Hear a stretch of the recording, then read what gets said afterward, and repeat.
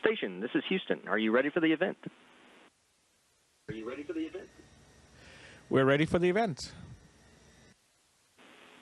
JSC PAO, this is Mission Control Houston. Please call station for a voice check. Station, this is Chelsea Bayarte with JSC PAO. How do you hear me? Hello, Chelsea. We've got you loud and clear. Andreas, Jasmine, and Satoshi, it's so great to see you. Thank you for taking the time to talk to us this morning. I have some special guests here with me who are eager to ask you about your science that you've been conducting, and we'll also hear from some members of the media with their questions later on. So for media calling in on the phone, please press *1 to enter our question queue.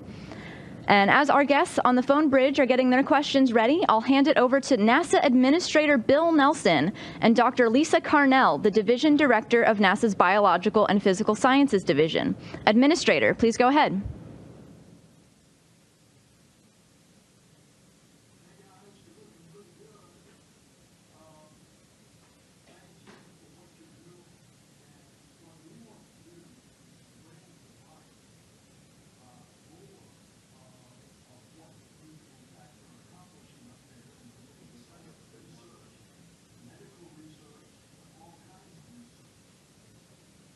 So there are a lot of things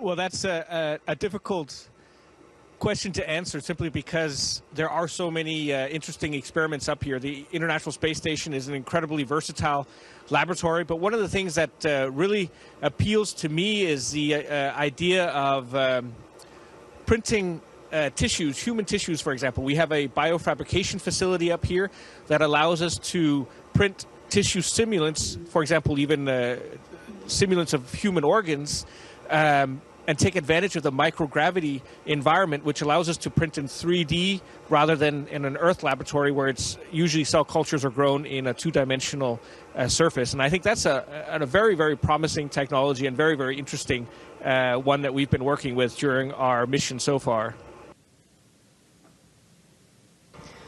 I'll echo what Andy said. It's really hard to pick. Oh, go ahead.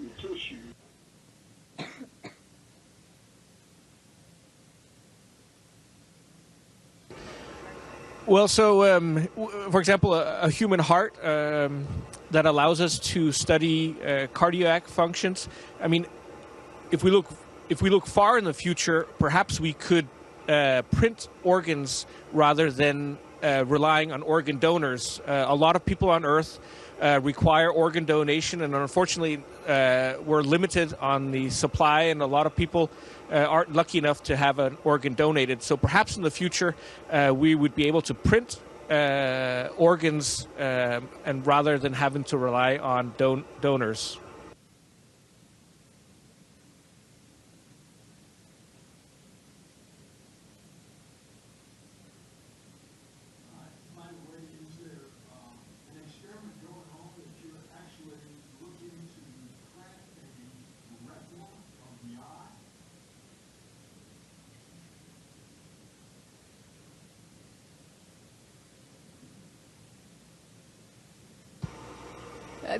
I'm wondering, that might be on the next increment. For ours, as Andy said, we were working on printing cardiac tissues, but I believe that is going to be done in the future.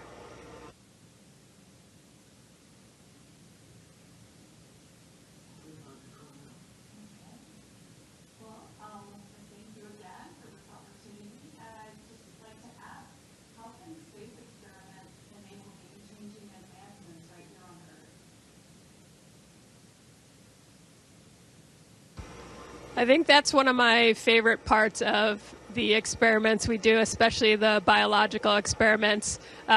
While many of them also have implications for us going further in space, and especially on longer duration missions, because this environment of space also very much is analogous to the effects of aging on Earth. A lot of the things we study up here in the microgravity environment carry over directly. For example, we just last week wrapped up an experiment called Mabel A that's going to be coming back with us on our vehicle. And in that, we were studying in the life sciences glove box right next to us. We were looking at bone marrow MSC stem cells and the effect of the microgravity environment and analogous to aging back on Earth, and understanding how those could be used to potentially, they have mechanisms to potentially repair and make bone cells. So we, up here in this environment, we lose bone mass over time. We countered that through exercise, but if we can understand the mechanisms that can be used to prevent and potentially even treat bone loss, not only for spaceflight, that applies directly to bone loss for aging. So many of the experiments we do have direct carryovers that help us back on Earth.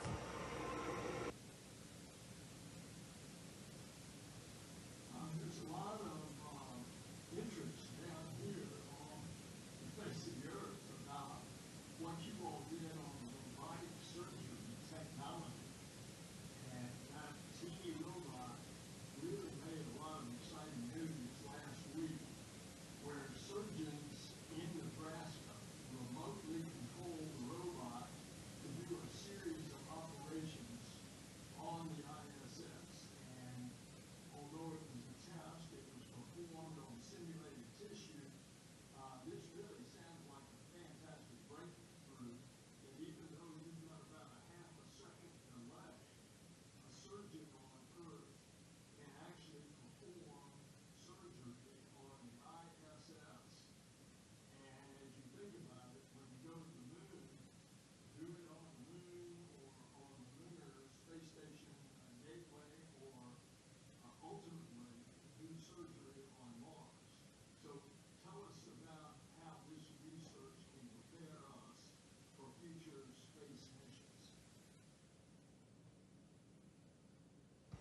Yes, absolutely. So actually, I think Laurel was just working on this earlier today.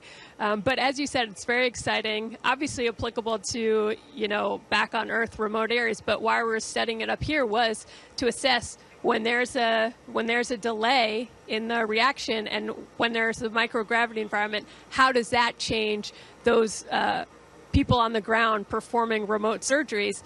And as you said, when we start going further on longer duration missions, something that back on Earth might be simple, like having appendicitis and you get surgery, that could be a big deal if you're far away from home and don't have a surgeon on board. And because crews are limited and you may not be able to have a medical surgeon, especially not in every specialized in every field on board, to have that resource of being able to have someone back on Earth perform those surgeries will enable us to go on these longer duration missions further from Earth. So it's a real game changer. I've seen this robotic surgery on Earth. It's just amazing.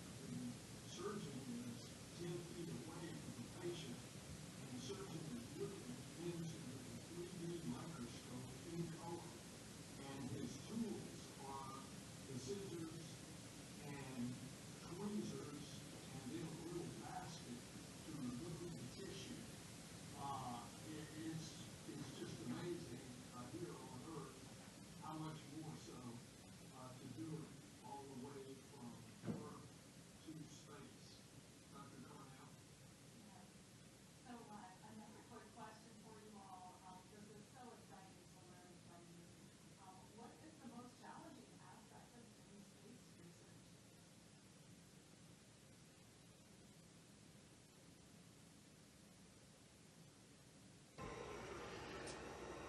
Well, it's probably the small things like keeping track of everything. Everything up here has a tendency to float if you don't hold on to it, just like this microphone. And so things like removing screws or even getting samples out of a bag that we're going to study, keeping track of them and not losing them in the microgravity environment, that's probably the most difficult thing. Just because everything tends to float away. I think one other aspect I'll add is we have, a crew up here of just a few people that we're performing these experiments that have been put together by all these scientists around the world that have dedicated, years of their lives to understanding these experiments and creating them, really. And we then carry them out, which I think we all feel very honored to get to do that. But we don't have the same level of understanding as those that have spent years of their lives working on this research on the ground. And so that's another aspect up here where making sure when we go to work on an experiment, we know what we're doing enough so that we don't lose science in the process. And time delays might be a factor, as Administrator Nelson.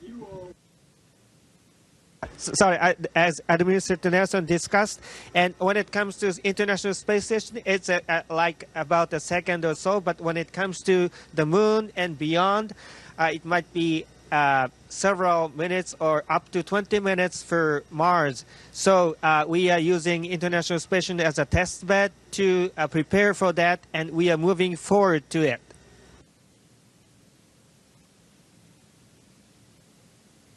Okay, now, I'm really excited about some of the advances that you mentioned in stem cell research in medical people, and whatever you can share with that, not only you've already mentioned bone loss, but anything with regard to crystal growth and zero-G. Tell us about this groundbreaking research focused on strokes, cancer, whatever it is.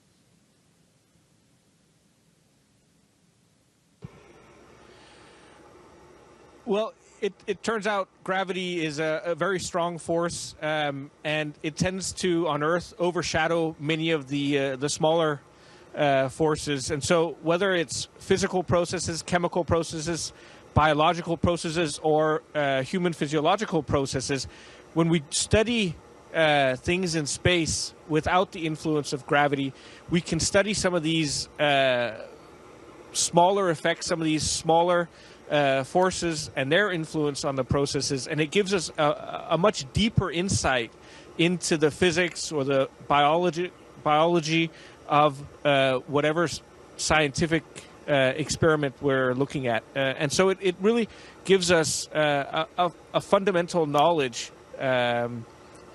by studying things under weightless conditions. And for example, if we take protein crystal growth or material science, gravity plays such an important role that it limits the size of the crystal that you can grow.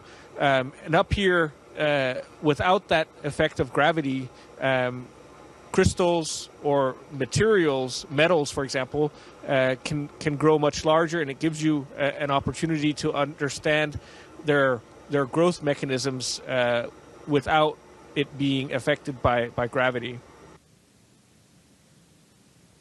Let me add a little bit about the protein crystallization experiment in space. In space, under microgravity, we can get better quality protein crystallization, and by analyzing that, we can know the detailed 3D structure of a protein. And by using a computer, we can easily narrow down the candidate proteins effectively using the results of the space experiments. That would lead to the enhancement of new medicine development.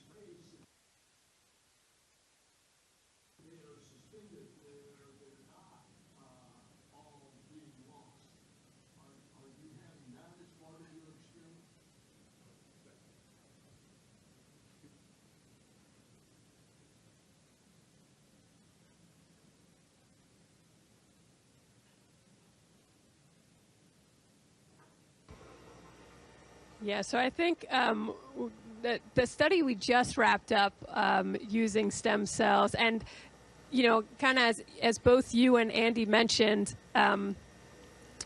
when you have gravity, it overshadows a lot of things. And for up here in this weightless environment, in general, cell cultures can grow more like they do back on Earth, where they're three-dimensional, like tissues would be. And so the study we just wrapped up on bone loss, that was using stem cells, again, to see if we can understand the mechanisms behind bone loss, and whether that's from spaceflight or from aging, and use that then to counter it, either through treatment or prevention. And so, yeah, just a lot of incredible research, I think, that's directly applicable and will benefit us back home.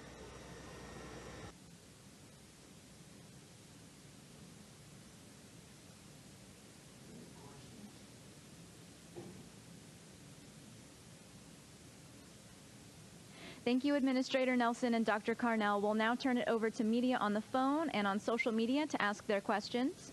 If you're on the phone, please press *1. If you're watching on social media, please submit your question using hashtag AskNASA. So we'll start here on the phone with Elizabeth Howell with Space.com. Hello, everybody. Thank you for your time. This question is for Andreas. Can you talk a little bit about the virtual reality headset that you're working on with the exercise bike on the International Space Station and the experience of what it's like to be using that as opposed to going without? Thank you. It's actually one of my absolute favorite activities on board the space station.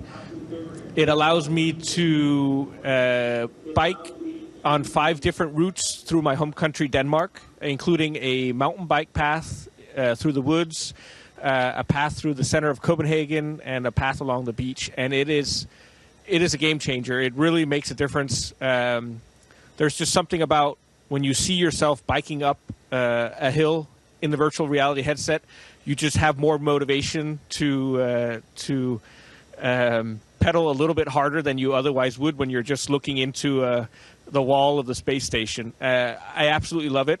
It also connects me with nature. I feel like I'm out in the countryside biking, and it's wonderful. It really is.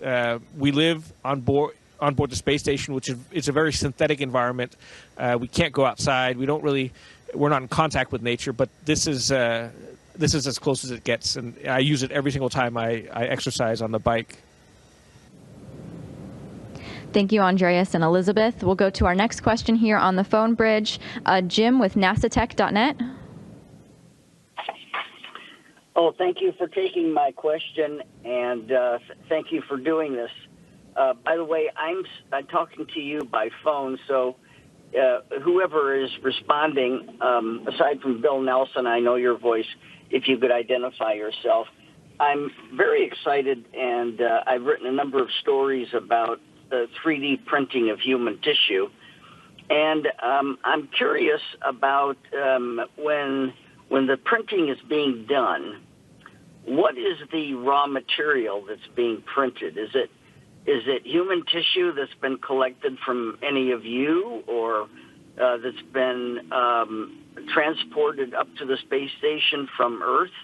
And when this is actually done in real time for people, as one of you mentioned, whenever there is a transplant, for example, is needed, what would be the process? Would some sort of stem cells or whatever be collected from the person needing, say, a heart, and those would be transported up to the space station and used as raw material in the 3D printing? And after the 3D printing was done, would there be a period of growth or some sort of nurturing before it's sent back down to Earth? Thank you.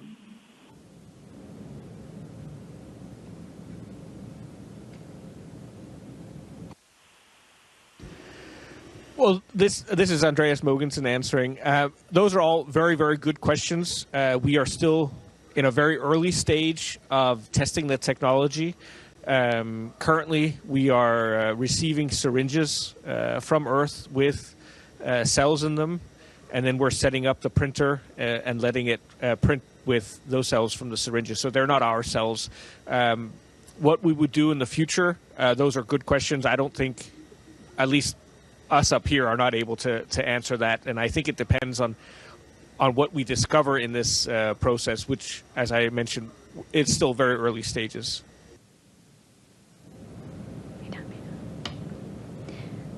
Thank you for your question. We'll now move on to Yami Yuri. Hi, can you hear me? Yes, we can. Okay. Thank you for taking my question. Yusuke Tomiyama, the Yomiuri Shimbun, Japanese Daily.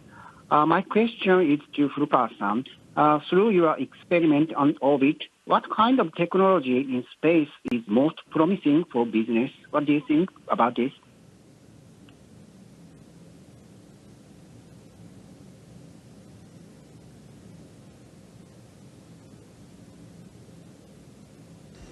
Okay, thank you for the question. Let me talk about cell-gravity sensing experiment, which is from Japanese Space Exploration Agency.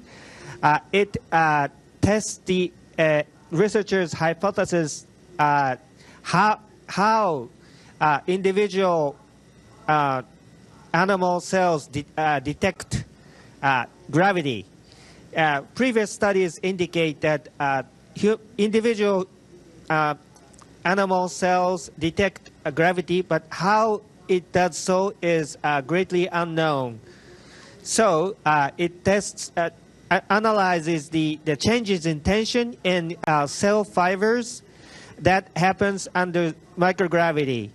And that is the very upstream phenomenon, and followed by signal transduction and multiple biochemical reactions that lead to the lower stream osteoporosis, bone loss, or muscle atrophy. So understanding the very upstream phenomena could help prevent or treat the bone loss or muscle atrophy encountered during space flight.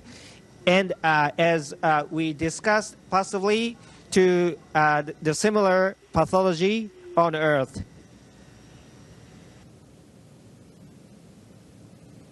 And we'll take our final question. Elizabeth Howell with Space.com. Hello, this question is for Jasmine. Can you talk a little more about the auroras that you saw on the space station and photographed a few days ago? And if you have some time, some photography tips. Thank you.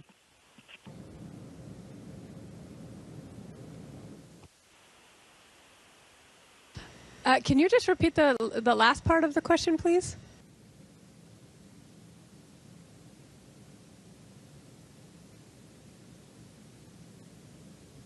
Photography tips. Thank you.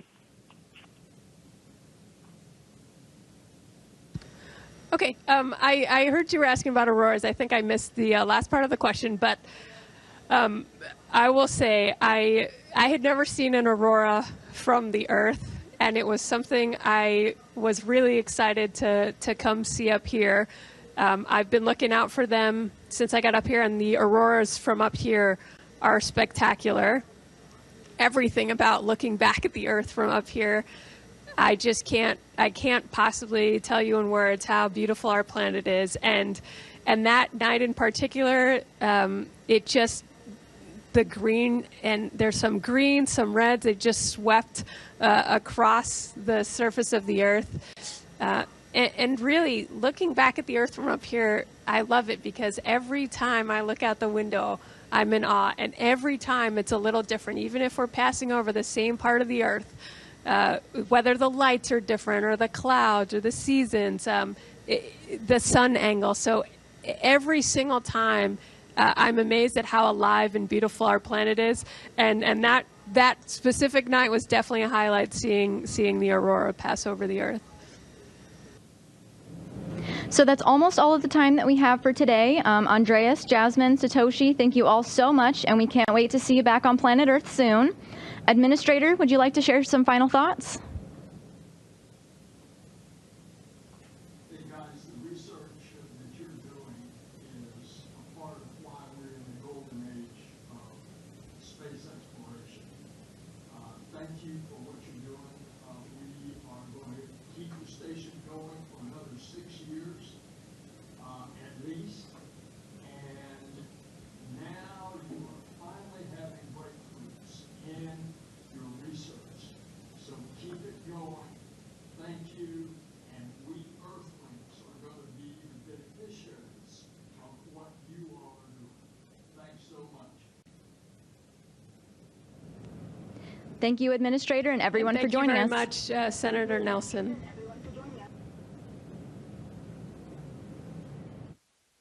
Station, this is Houston ACR, and that concludes the event.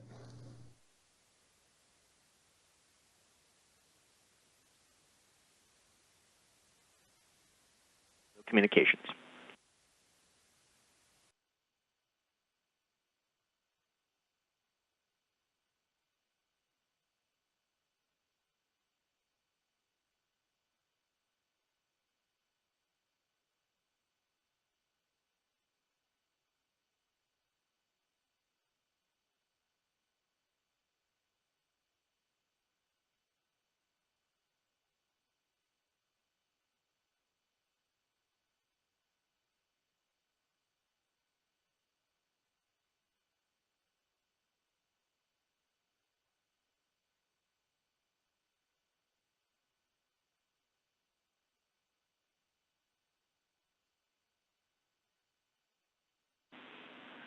station. This is Houston. Are you ready for the event?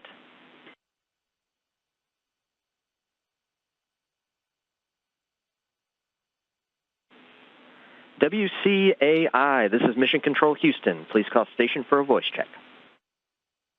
Station, this is Patrick Flannery with WCAI. How do you hear me? Hi, Patrick. I have you loud and clear, and welcome aboard the International Space Station. Laurel, this is a first for me. I've never spoken to anyone in space. Would you give us a sense of what you're looking at right now? What can you see in front of you? Well, right now I'm in the Japanese module on Space Station. There's a lot of science that happens in here. I've got the life sciences glove box that we do a lot of our biology experiments in. There's a lot of cables all the way down the wall, just a lot of equipment. You're floating. I have to get this in my mind that I am speaking to you and you're in space. What does it sound like, by the way, on the International Space Station? Yeah, that's a great question. It's actually pretty noisy on board Space Station. There's really no quiet part. And it's just the constant background hum of machines. There's fans running, there's pumps running, computers. So you just have this machine noise everywhere you go. We do have noise-canceling headphones, though, if you need a little bit of peace and quiet. Well, for you, does solitude mean what it used to mean before you left this planet? Do you get any solitude? Yeah, you know, for having 7 people on board, you can always kind of find a place to tuck away if you want a little bit of solitude. And then we also each have an individual, what's called our crew quarters. It's like a phone booth sized space with a door that we can close, and that's where we sleep and, you know, kind of have some quiet time. But actually, one of my favorite places for solitude is right back here. These are 2 windows, and so I like to tuck in there to read or write in my journal. Laurel is pointing to 2 very small, these are tight quarters, is all I can say. Well, does the crew eat its meals together at least?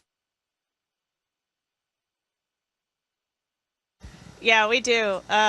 We have dinner together most nights, and then also sometimes we get together with the whole crew, the cosmonauts as well, and have shared dinners. Like on this past Saturday, my NASA crewmate Jasmine brought Persian food for us to sample. That is one of her family's favorite dishes, and so we all got together and shared the Persian food, and then also shared some ice cream that was courtesy of our latest cargo vehicle.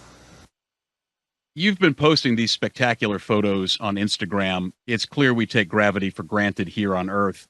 My favorite of yours is the one where you're giving yourself a haircut. Your hair is floating. You're using a vacuum to collect the hair. What other day-to-day routines have forced you to get creative?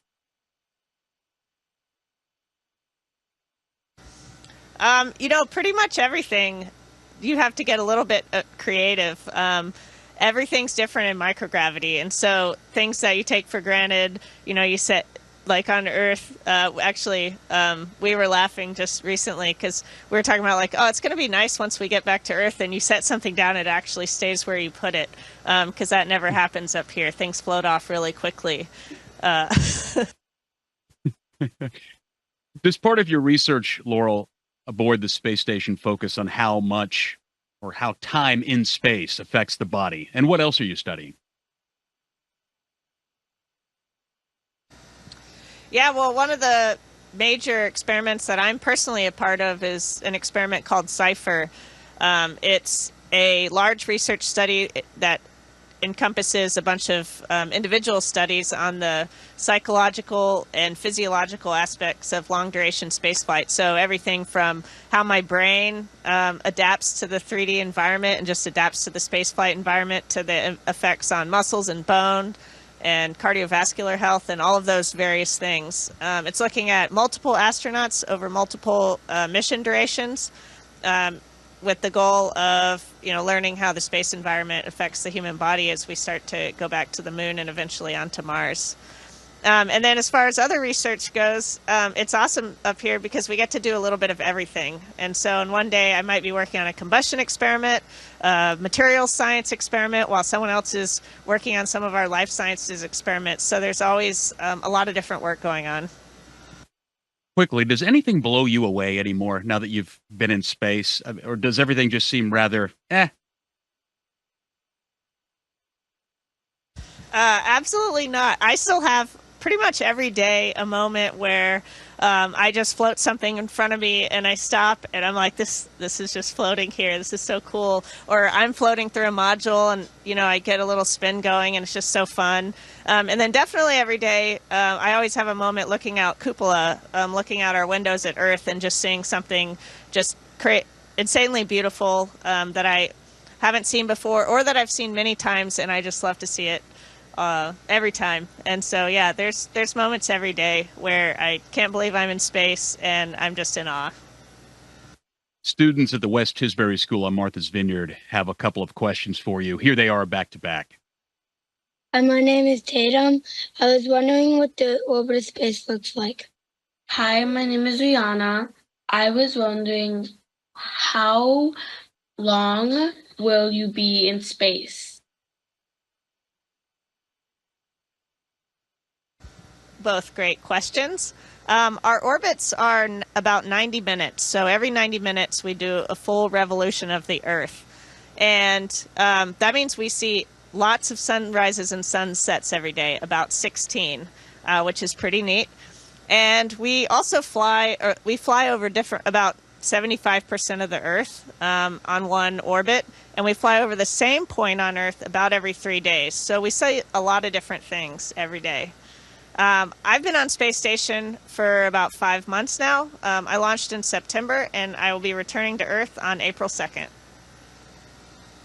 I know you've worked with Russia, I know you've worked in Russia in the past. Are you and the crew working with the Russian cosmonauts now, and what's the relationship like? Yeah, I spent a lot of time in Russia leading up to launch, just there for training, of course. On space station, we don't do a lot of work on a day-to-day basis together.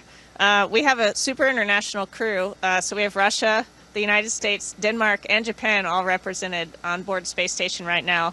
And we tend to focus on our country's experiments, which makes sense. So the cosmonauts are mostly working in the Russian segment on Russian experiments.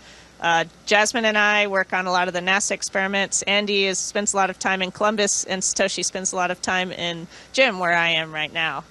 But I had a great time working with the Russian cosmonauts and the Russian instructors leading up to launch. And my crew, my Soyuz crew, is very professional. They were very experienced and great operators, and we worked really well on Soyuz together. There's news that the space station will be replaced by the end of the decade. Are you keen to get back to the space station before that happens? I would love to come back here. Our mission, it's hard to believe that our mission is coming to a close, and I still feel like there's so many things to do and see on board, so I'd be delighted to come back. Are you sleeping well? And by the way, Laurel, have you ever woken up and forgotten you're in space and just had one of those moments of, oh, right, I'm in outer space?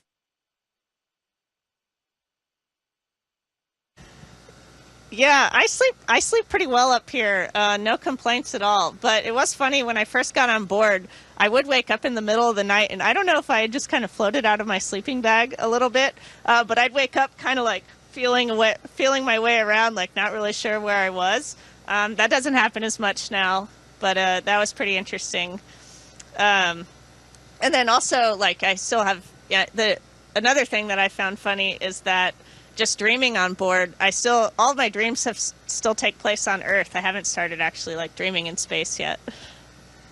Oh, wow. That is astronaut Laurel O'Hara, who right now is in space. She and the Expedition 70 crew are conducting research at the International Space Station. Laurel, safe travels to you. We cannot wait to have you back here on Earth. Thanks so much.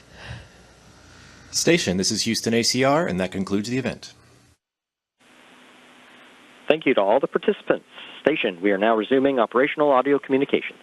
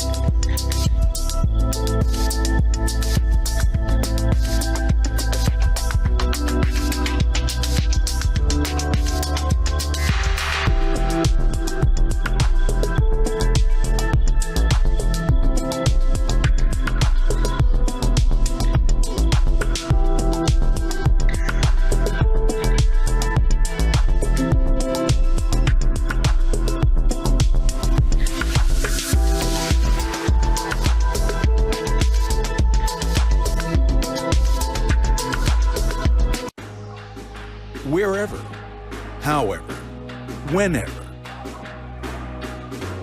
We're here, there. We're everywhere. It's a new era of pioneers, star sailors, thinkers, and adventurers. 3, 2, 1, 0. All engine running. Let's go.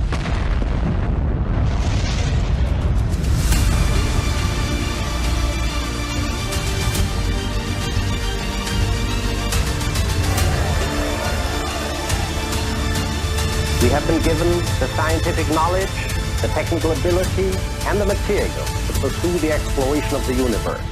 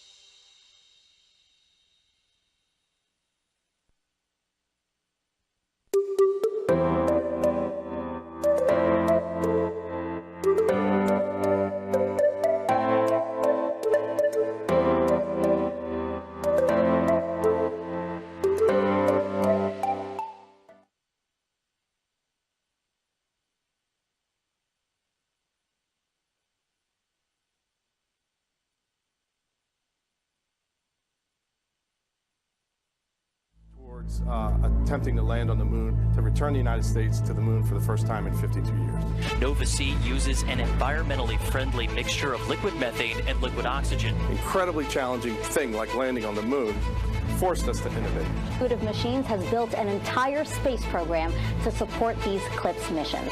The company completed its lunar lander in a new facility at the Houston Spaceport, just down the street from NASA's Johnson Space Center. It's an autonomous Nova-C class lunar lander named Odysseus. Lunar lander arrived at Kennedy Space Center in Florida back in December. Since then, teams have been integrating the spacecraft to Falcon 9's second stage in preparation for launch. Go IM-1 and the Odysseus lunar lander. Falcon 9 has successfully lifted off from Pad 39A at Kennedy Space Center. An incredible sight to see. Odysseus lunar lander separation confirmed. Our Nova-C lunar lander has successfully separated from the second stage of the launch vehicle, autonomously commissioned, and made first communications contact with Nova Control. Our approach for landing is actually very similar to what Apollo did, which should be no surprise because the physics are very much the same. Let's honor this momentous milestone and prepare for the challenges and triumphs that await us on on our lunar journey.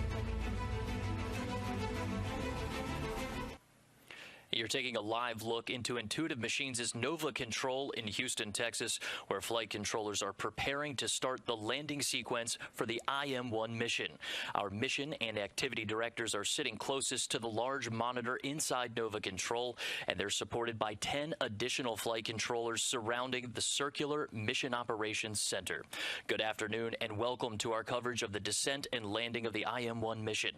I'm Josh Marshall, Communications Director of Intuitive Machines. And I'm Gary Jordan with NASA Communications. This mission is one of the first under a task order with NASA's Commercial Lunar Payload Services Initiative.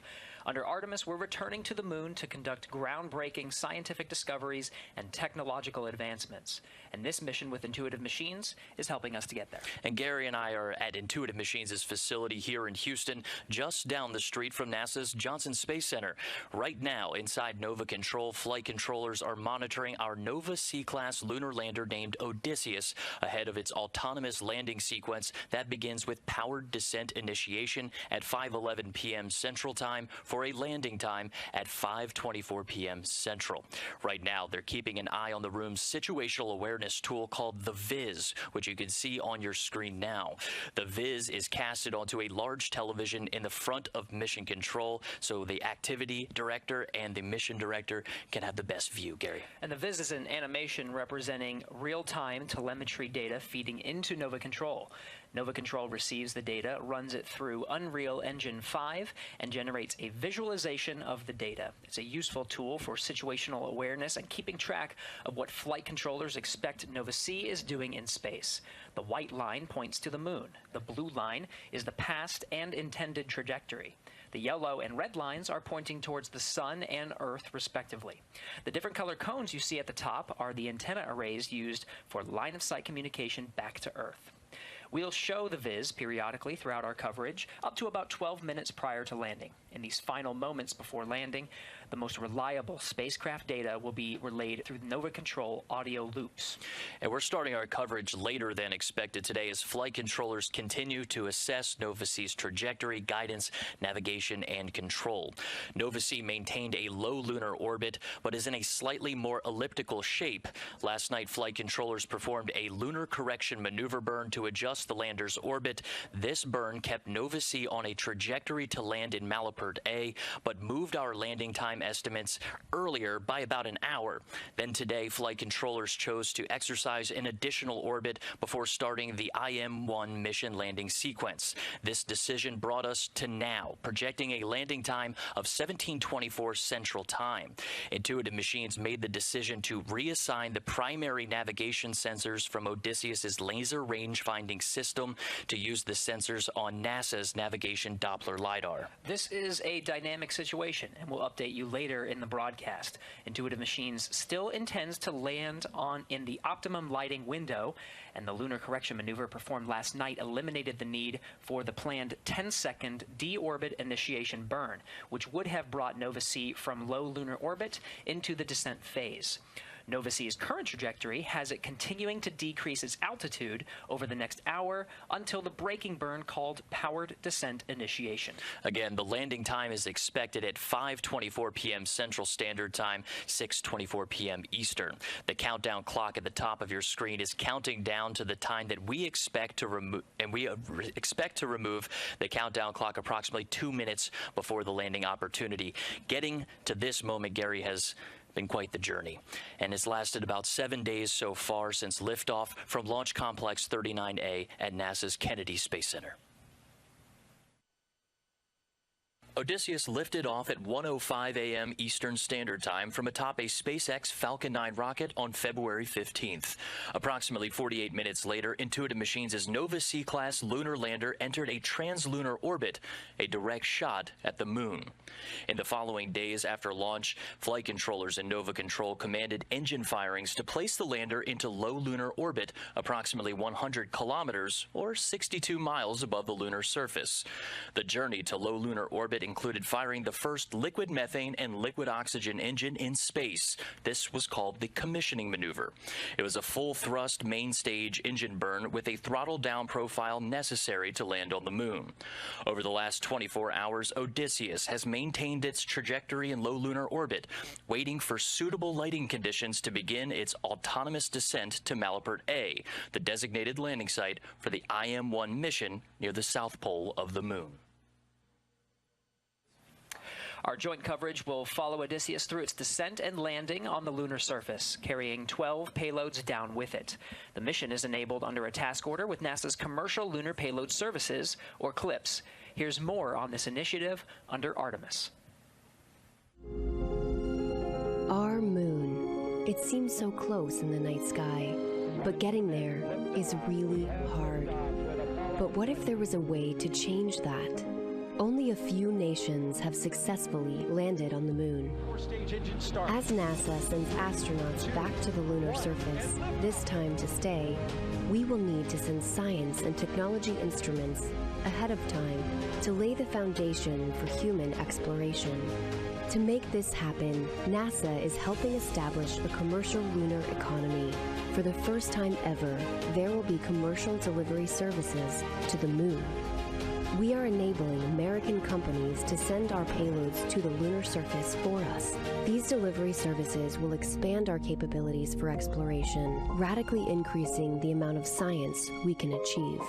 This high-risk, high-reward initiative will invest in and leverage the entrepreneurial spirit of American innovation to launch a commercial lunar marketplace, advancing technology and exploration for all of us. With this never-before-seen streamlined access to the moon, we will be able to make novel measurements and develop technologies that scientists have long wanted to do on the lunar surface. And as this new industry matures, this commercial delivery service for NASA and other customers could expand beyond the moon to other destinations in our solar system. And we can learn to live on another world because we are explorers. CLPS is an important pathway towards long-term exploration of the moon and part of NASA's Artemis missions that will establish a sustainable presence in the lunar vicinity and prepare humans for missions to Mars. For more on how this fits in with the greater plan, let's head over to NASA's Leah Cheshire, who's just down the hall. Hey, Leah. Thanks, Gary. I'm here with Joel Kearns, NASA's Deputy Associate Administrator for Exploration. Thanks so much for being here, Joel. Oh, thank you, Leah. It's great to be here on Landing Day, which is the culmination of about 5 years of work by Intuitive Machines Corporation. Yeah, we're really excited, and we want to know a little bit more about NASA's goals for the CLPS initiative. Okay. So, most basically what we want to do is we want to have American companies take NASA equipment and scientific investigations all the way to the surface of the moon and not have to have NASA do that ourselves. NASA is really good at doing robotic space science missions, whether that's the James Webb Space Telescope or it's the Mars rovers. But when we knew about 5 or 6 years ago that we would start going to the moon to do science and exploration investigations, we knew we'd be going back every year, so we turned to industry to see if they could actually take us to the moon instead of us having to do it ourselves. And that's how we came up with Commercial Lunar Payload Services. There's 3 objectives for Commercial Lunar Payload Services, or CLPS. One is that we want to do great science on the moon. The second is we want to test out technology and engineering for future human exploration in Artemis. And the third is we want to generate a group of companies that are highly skilled in doing these robotic lunar landings so that we can use them as part of our Artemis initiative. Well, let's talk about that a little bit more. How is CLPS beneficial to the Artemis campaign? Well, a number of different ways. For example, we will do science at the South Pole with our astronauts in Artemis and also with robotic explorers. They'll be brought down on CLPS. But we're also going to use these robotic landings, these commercial robotic landings, to do science at places where we won't initially send astronauts. We can use them, for example, this Intuitive Machine mission that's going on today that'll land in the South Pole region will be one of the first forays into the South Pole to actually look at the environmental conditions to a place we're going to be sending our astronauts in the future. That is, what type of dust or dirt is there? How hot or cold does it get? What's the radiation environment? These are all things you'd really like to know before you send the first human explorers. I'd also say that in the future, when we are flying humans to the moon as part of Artemis, we can use commercial services like CLIPS to pre-stage equipment or other cargoes that is there waiting for the astronaut explorers when they land. And this is an entirely new approach that uses a privately developed lunar lander. What are some of the most important takeaways on risks but also benefits of a model like this? So when industry came to NASA about 6 years ago and said, we could do this for you as a service, what they said was they thought it would be less expensive than if we did it ourselves, that they could do it faster than we could set up to do it, and that they could do it more frequently, that they could do more than one mission, every year or two. And so far we've seen is that looks like that's going to be true. What we're waiting to see, such as with the mission today, is can they actually do this incredibly difficult thing? Can they really land on the surface of the moon robotically? This is something which is extremely challenging and difficult to do.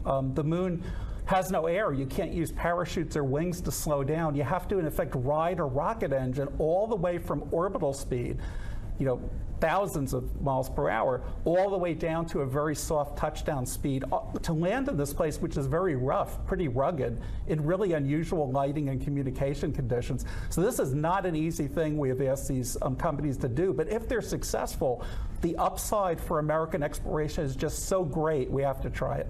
Yeah, absolutely. Those are important distinctions. And thank you so much for joining us here today, Joel. With that, we're going to toss it back to Josh and Gary to preview the landing sequence. Thanks, Leah. We're following along with Nova-C's descent toward the lunar surface. The lander is continuing to decrease its altitude until the powered descent initiation, an 11-minute braking burn that sets Nova-C up for the final moments prior to touchdown. That time of ignition for PDI, or powered descent initiation, is 5:11 p.m. Central Time, 6:11 p.m. Eastern. The entire landing sequence is autonomous, meaning the lander is in control of every milestone required for a lunar landing opportunity, Gary. And completing a soft touchdown comes with challenges unique to, say, landing on the Earth or Mars, because there's no atmosphere. Gary, it's an entirely different playbook as we've seen this dynamic situation play out today. Let's take a look at the IM-1 mission's complete trajectory approach as of launch. The Intuitive Machines IM-1 mission is sending commercial and NASA payloads to the lunar South Pole region on an uncrewed robotic Nova-C class lunar lander called Odysseus. The lander is the tip of the iceberg, and what's below that is the full program that is on a miniature scale, very similar to what the Apollo program had. The IM-1 flight path mirrors the historical achievements of Apollo 2, starting with separation for the launch vehicle on a direct shot at the moon. That trajectory is basically like throwing a fastball that is going to hit the moon 6 or 7 days later, like an outfielder stretching out to grab it. The first 4 days are dedicated to flight controllers in Houston firing the lander's 3D printed liquid methane and liquid oxygen engine to make small course adjustments to hit its orbit target around the moon. This particular coordinate system is called the B-plane. You can think about the B-plane kind of like the backboard of a basketball ball. And you basically know when you shoot hoops that if you can get the basketball in the square on that backboard, it's going to go in. And the B-plane for astrodynamicists is very much the same thing. With the B-plane on target, Odysseus is prepped for a critical autonomous maneuver on the moon's far side. This critical burn maneuver is completed in the blind, with the moon blocking direct communications back to Nova Control in Houston. Once we get around the moon, we have on the day side of the moon, the sun heating us from one side and reflected infrared light off the bright moon warming us on the other. Then we plunge into night, and now we're cold on both sides. It's very tough. About an hour before landing, flight controllers command Descent Orbit Insertion, or DOI. This is a main engine firing to slow the spacecraft so its altitude drops from 100 kilometers to about 10 kilometers above the lunar surface. After DOI, Odysseus coasts for about an hour before starting its final approach.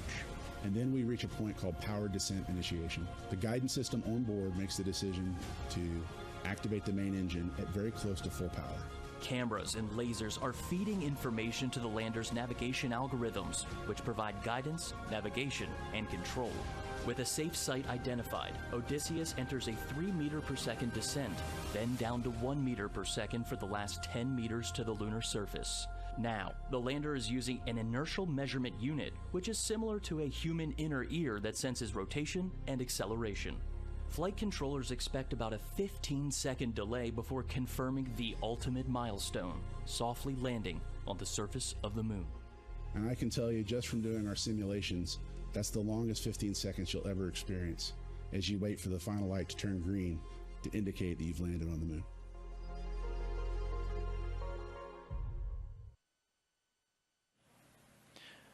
Approximately 12 minutes before our landing opportunity, we are going to show this animation of the landing sequence to describe the lander's autonomous operations, starting with powered descent initiation, or PDI.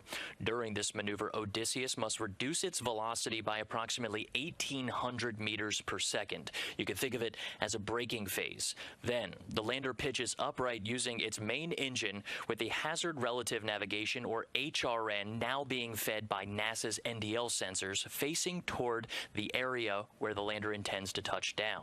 At this point, HRN will autonomously scan the intended landing site for a safe landing area.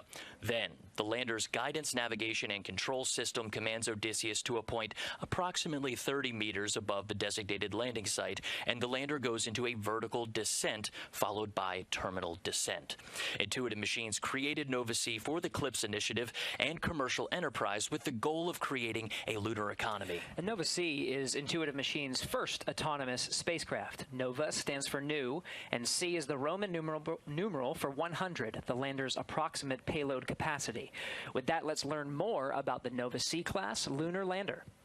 This IM-1 mission lander is named Odysseus. The name was nominated by Assembly, Integration, and Test Engineer Mario Romero after the Odyssey and its epic voyage across the daunting, wine-dark sea. Including landing gear, Odysseus is 4.6 meters wide, and with its top deck solar array, it's 4.3 meters in height. It's a taller design that accommodates payloads and the lunar South Pole lighting conditions. Its hull diameter is 1.6 meters, with payloads affixed to the entire exterior of the lander, making its total payload capacity approximately 130 kilograms. The lander weighs 675 kilograms, but packs on weight when loaded with fuel. Odysseus uses composite helium tanks to pressurize its liquid methane and liquid oxygen main engine that can throttle down to perform its final descent to the lunar surface in one continuous burn. Intuitive Machines' IM-1 mission is supported by NASA's Commercial Lunar Payload Services Initiative, which allows rapid acquisition of lunar delivery services from American companies. The instruments on board advance capabilities for science, exploration, and the commercial development of the moon. Commercial companies were challenged to come up with their own way to design and fabricate a lunar lander and conduct operations. For this commercial mission, Intuitive Machines elected to support the communications between the spacecraft and Nova Control through its own private ground-based network. And it's not the first time Intuitive Machines used this network in deep space. Well, that's right, Gary. NASA worked with Intuitive Machines to perform technology demonstration of this capability on NASA's Artemis 1 mission, which helped us verify the network for operational use during this CLIPS mission. The Lunar Data Network, or LDN, uses ground-based networks to communicate into deep space, so we could lose signal while Nova-C is on the far side of the moon. However, the trajectory of the lander's low lunar orbit does allow for near continuous line of sight with Earth and ground station coverage. Let's head over to NASA's Leah Cheshire to learn more about this network. Leah. Thanks so much, and I am here now with Trent Martin, the Intuitive Machines Senior Vice President of Space Systems. Thanks for joining us, Trent. Thanks. We're here to talk a little bit about the Lunar Data Network. This is a private deep space network, belongs to Intuitive Machines. How does it differ to have this commercially available space network, and how is that different from NASA's Deep Space Network? So when we first got onto the Commercial Lunar Payload Services contract, we were trying to find a way that we could get our data from our landers back to the Earth.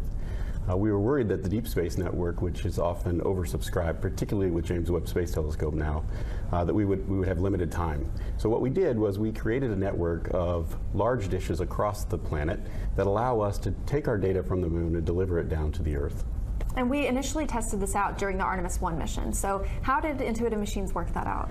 Yes, we worked a reimbursable space act agreement with NASA to allow us to test our network not only with Artemis at 430,000 kilometers, but also with the Lunar Reconnaissance Orbiter, as well as the GOES satellite.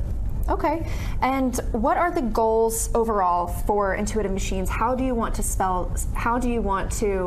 expand this LDN coverage? So we believe that as the market expands at lunar distance, many people will need the capability to send data back, particularly if you're operating spacecraft on the backside of the moon. You need to be able to have a relay satellite. So we're going to put relay satellites in orbit to complement our ground-based systems, which are, again, large dishes all over the world. And by doing that, we'll be able to hopefully create a market for that data system from lunar space. Okay. Is there anything else that you want to share that has gone into the development of this network? It's really exciting. We've actually been using it this week once we launched Odysseus into space, and we're taking it to the moon. We've been using this network that we tested with NASA systems for the whole week, and it's been incredible to see it work and see it in action. We have a long ways to go with it. We need to add additional satellites to the system so that we can relay data back from the moon. But we think it is the future of humanity in lunar space. Thanks so much. It's really exciting to see this in action. And we are just minutes away from acquisition of signal to confirm deorbit insertion. So we're going to send it back over to Josh and Gary to follow along with the operations. Thanks, Leah. That lunar data network information feeds into Nova Control's communications and ground network console screens. It's just one of many different screens that are used by the flight controllers, and we want to bring you closer into the mission and into our Mission Operations Center. Let's take a look at what flight controller teams are seeing now. This particular screen is called the Deorbit Descent and Landing, or DDL screen. This screen is primarily used by the mission director and landing system experts. It's used primarily while Nova-C orbits the moon and through landing. The top right images of the moon are called the lunar tactical view. When the dots turn red, the lander is on the far side of the moon, and green is on the near side. The line is the tail where Nova-C is, with each dot representing 10 minutes of elapsed time. The acceleration sensed portion of the screen shows raw acceleration values from Nova-C's inertial measurement unit. This is used a lot during burn maneuvers and is a more robust way of measuring acceleration over time with the ability to look back at what has happened. For some reason, flight controllers have lost data. Finally, the column on the right is a received, accepted, edited, and failed pre-checked, or RAFE chart for short. When each of these lines are on top of each other, that's a good indication that Nova-C's navigation system is in good health. That's because every measurement Nova-C makes must be received, accepted, edited, or failed pre-check. The failure is a possible outlier of data that the lander's computer automatically knows is bad information. Collectively, the DDL screen is one of many data displays that flight controllers are monitoring to successfully navigate Nova-C to the lunar surface. Data visualization is an essential component for flight controllers who need to process this data for real-time decision-making in Nova Control. Now, again, we're following along with the flight control teams here in Nova Control prior to the next critical steps, including activation of the navigation Doppler LiDAR to provide guidance, navigation, and control for the landing phase. This is expected around 4:45 p.m. Central Time. The next critical milestone is powered descent initiation at 5:11 p.m. Central. This burn is the first in a sequence of maneuvers that starts about 12 minutes prior to landing, or about 50 minutes from now. Nova-C is, of course, landing on the moon as a delivery truck for the scientific instruments and technology demonstrations on board. There are 12 total payloads, 6 of which are NASA's. Let's review a few of those payloads as we continue to descend towards the lunar surface. First is radio observations of the lunar surface photoelectron sheath, or ROLSES. ROLSES will employ 4 antennas and a low-frequency radio receiver system to determine the density and scale height of the moon's photoelectron sheath. beneath a very thin layer of electrons above the surface of the moon, and will also detect solar radio bursts, radio emissions from Jupiter, dust impacting the surface of the moon, and how radio noisy Earth is. An exciting radio telescope is going to be placed on the moon. It is called ROLSES. It stands for Radio Wave Observations from the Lunar Surface of the Photoelectron Sheath. It's going to detect all kinds of radio emission that is falling on the moon. Right now it is close to solar maximum, so the sun is producing a lot of coronal mass ejections and radio emission associated with them, and we can detect these radio bursts from the sun. Characterization of the radio environment of the moon is very important. It has not been completely done, and therefore ROLSES will be able to contribute in identifying various sources of radio emission on the sun. If you're setting up an observatory on the moon, we should know what kind of radio interference we get there. The Laser Retroreflector Array, or LRA, is a collection of 8 retroreflectors that enable precision laser ranging, which is a measurement of the distance between the orbiting or landing spacecraft to the reflector on the lander. LRA is a passive optical instrument that will function as a permanent location marker on the moon for decades to come. This is a little mirror that's aiming at you all the time, regardless which way you're looking at it. My name is Xiaoli Sang. I'm a LiDAR instrument scientist. It's a small retroreflector mounted on aluminum shell on the Intuitive Machine landers. When you shine laser on it, it reflects right back at you. The purpose is to have a precise fiducial marker on the landers. It serves as a landmark for future missions if you want to go back and land it there.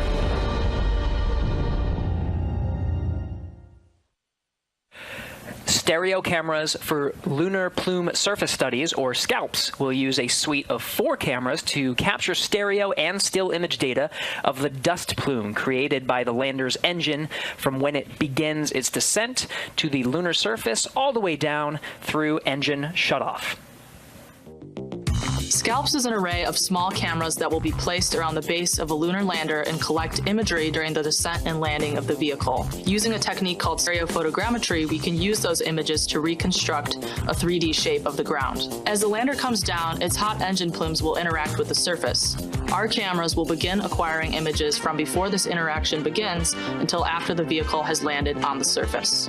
The SCALPs cameras will specifically be looking at the overall crater formation and erosion of the ground due to the rocket plumes. The final stereo images, which will be stored on a small onboard data storage unit, will be transferred to the lander and then downlinked to Earth, where we can use them to reconstruct the overall erosion volume and shape of the ground.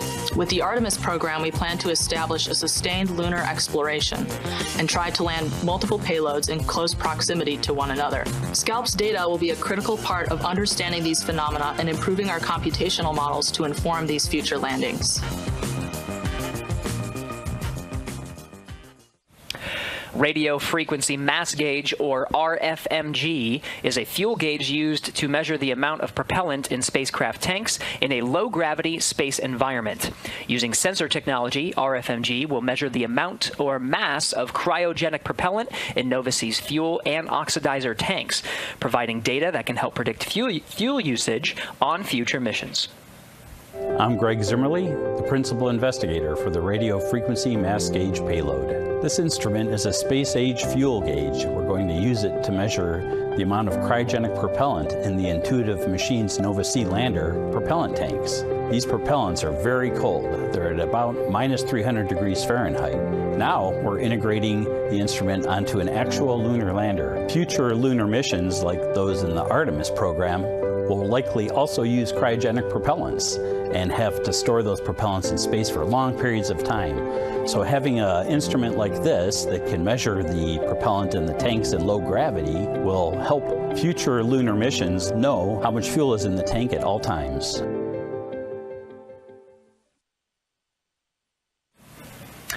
Now, we'll discuss two more NASA payloads, Navigation Doppler LiDAR, or NDL, and the Lunar Node 1, or LN1, later during our broadcast.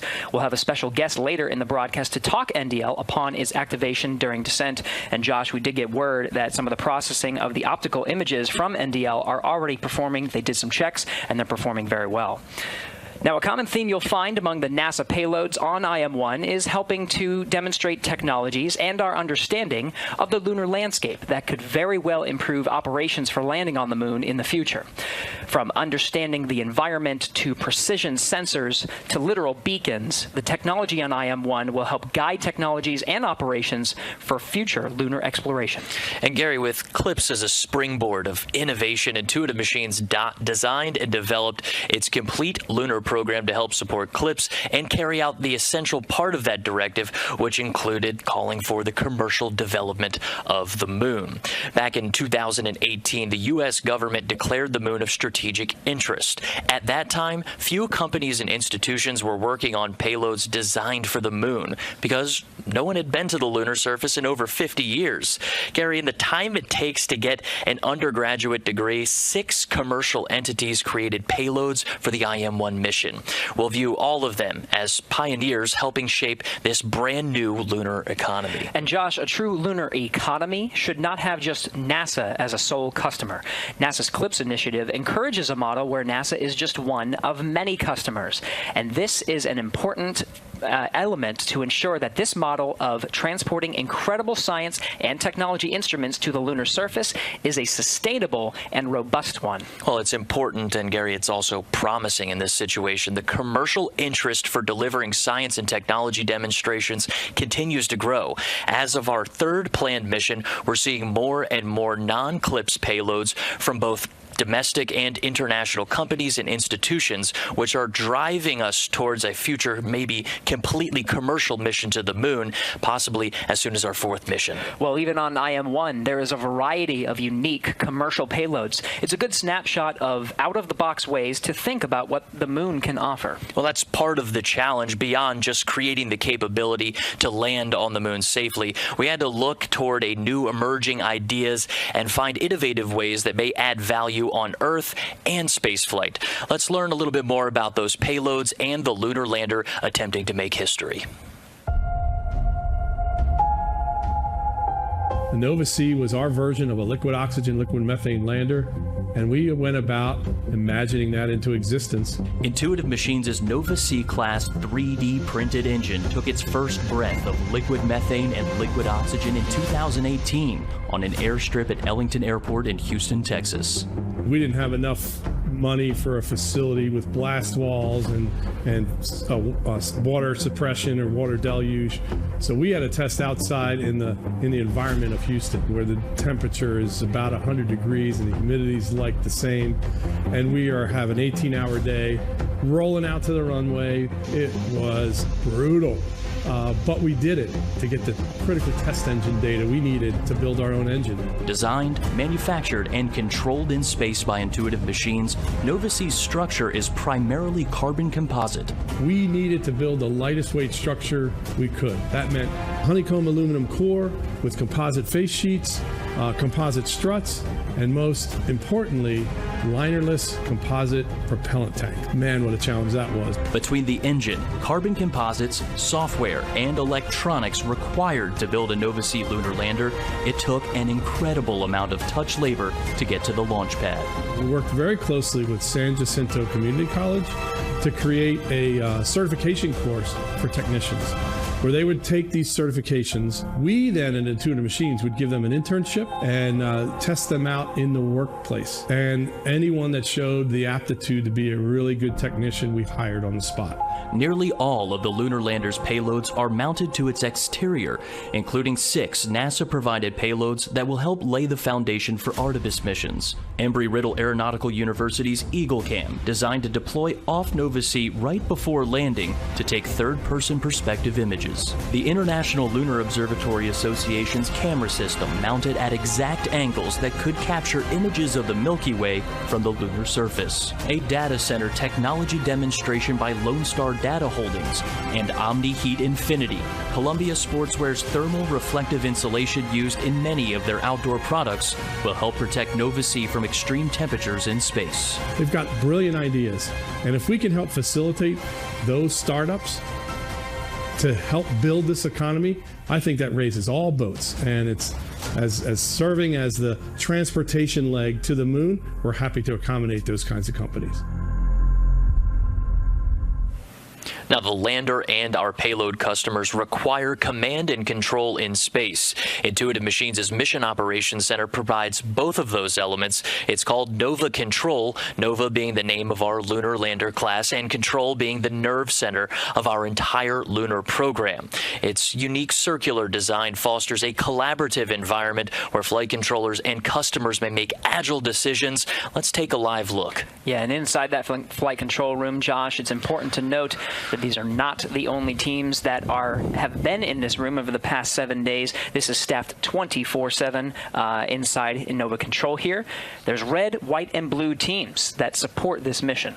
Gary, the mission required 24/7 operations. We're somewhere in between the 7th and 8th day. This has been 3 teams, red, white, and blue, working 8-hour shifts, which really turned into just about everybody working 12-hour shifts each. In addition, there's another team, the gold team, that's running problems and solving solutions that are coming up in the future.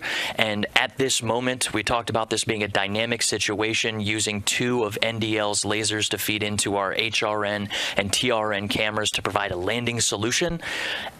Everyone, every asset available out of all of these teams is on hand right now to solve these intractable problems and take the best shot at the moon we possibly can. It really took a team to solve some of these. As you mentioned, a dynamic situation. Now, you talked about the design of this room, fostering that collaboration. It's a little different from what I'm used to over at the International Space Station Flight Control Room, where you have consoles that are facing towards large screens. What exactly is the logic behind this particular design? Really, we wanted to get everybody together into where we're a small company. There's not a lot of us. Agility is our strong suit in this situation, and this room really suited us. It's a situation where we can put our payload customers inside the center, or let's say we need to bring in operators who have knowledge of the things that need to happen in the future that we haven't quite touched on as a team, but you can insert those folks into the center of this room, make quick decisions, respond to problems, and that's really the way that we see tackling some of the hardest challenges in the world. And certainly right now for us, this is one of the hardest challenges on the moon, most certainly. Which we are saying absolutely, and it takes everybody in this room, and everyone has their respective roles, just like we see with any spacecraft. Each of these individuals provides insights into a specific spacecraft subsystem. And the captain of this whole thing is usually the mission director. In this case, this is Blue Team. That is Dr. Tim Crane. He's our co-founder and chief technology officer, serving as mission director today. Now, flight control operators continue to monitor Nova C's performance. Operationally, we're still counting down to PDI ignition at 5:11 p.m. Central Time and landing at Malapert A at 5:24 p.m. near the south pole of the moon. For more on Malapert A, let's head over to Leah Cheshire. Leah? Thanks so much, and I am now here with Ben Bussey, Intuitive Machines Chief Scientist, to talk about Malapert A. Thank you so much for joining us, Ben. It's great to be here. Now tell me a little bit about this landing site. Why was it chosen? What sets it apart?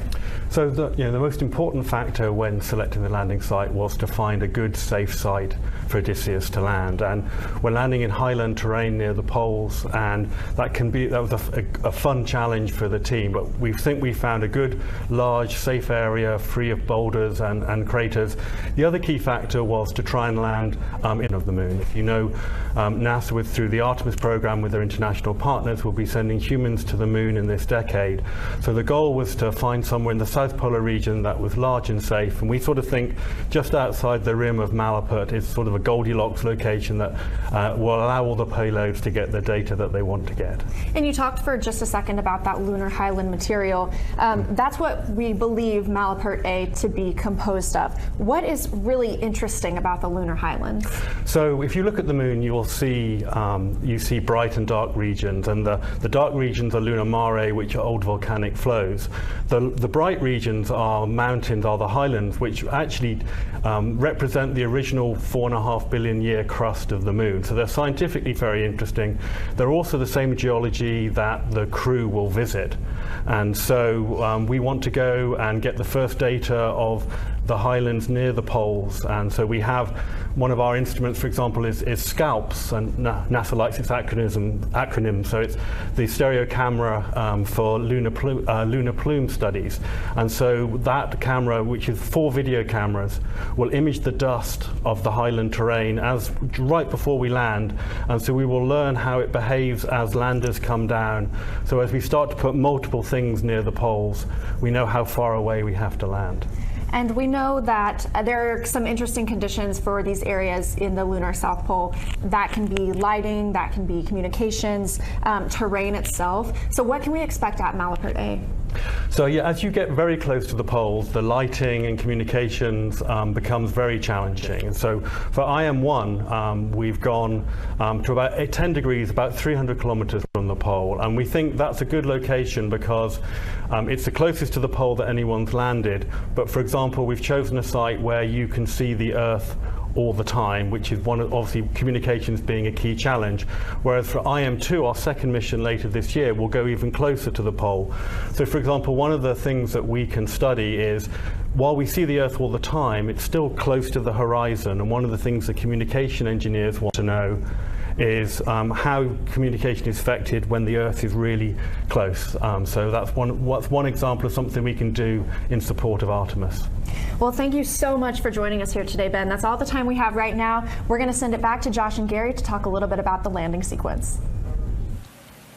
Thanks, Leah. Yeah, Malapert A is a fascinating satellite crater to Malapert, a crater only 300 kilometers from the moon's south pole. The site is named after Charles Malapert, a 17th century Belgium astronomer. The area around the landing site is believed to be made of lunar highland material, similar to Apollo 16's landing site. Apollo 16 was the first Apollo mission to visit the lunar highlands in an area called Descartes. Scientists believe the highlands offered insights into the moon's early history. The Descartes landing site turned out to be a source of rich scientific information. A large sample of rock called anorthosite was recovered from Descartes, which solidified more than 4 billion years ago during the moon's formation, when the outer regions were still molten. The IM-1 mission is carrying NASA payloads that may help better characterize this important scientific landing site for future Artemis missions. And Gary, we were originally targeting from NASA Oceanus Procellarum. It was a lunar mare in the region of the near side of the moon. The decision to move from the original landing site in Oceanus Procellarum was based on the need to learn more about terrain communications near the lunar South Pole, which is expected to be made up of some of the best locations for sustained human presence on the moon. Landing near Malapert A also will help mission planners understand how to communicate and send data back to Earth from a location that is low on the lunar horizon. Now we're coming up on the NDL activation. We have more information about how Intuitive Machines flight controllers intend to land on the moon using this NDL, NASA's Navigation Doppler LiDAR. And Gary, since choosing to orbit the moon one more time, flight controllers have been working to resolve a challenge with the lander's laser rangefinders assigned to the terrain relative navigation and hazard relative navigation cameras. Those provide landing solutions to Odysseus. The lasers are intended to determine altitude and horizontal velocity, but the ones on the lander right now are not working. These are essential measurements required to land on the moon. And while Nova-C's laser rangefinders are not operable, NASA's Navigation Doppler LiDAR sensors are. So during the last 2-hour orbit, flight controllers have been loading software patches and resetting the lander's guidance, navigation, and control system to use 2 laser beams from NASA's Navigation Doppler LiDAR as primary primary navigation sensors to land Odysseus.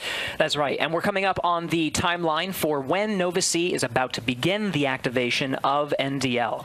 This is a three-step process from powering on, becoming ready for operation about 5 minutes later, and then integrating those sensors with Nova-C's terrain and hazard relative navigation cameras ahead of Nova-C landing.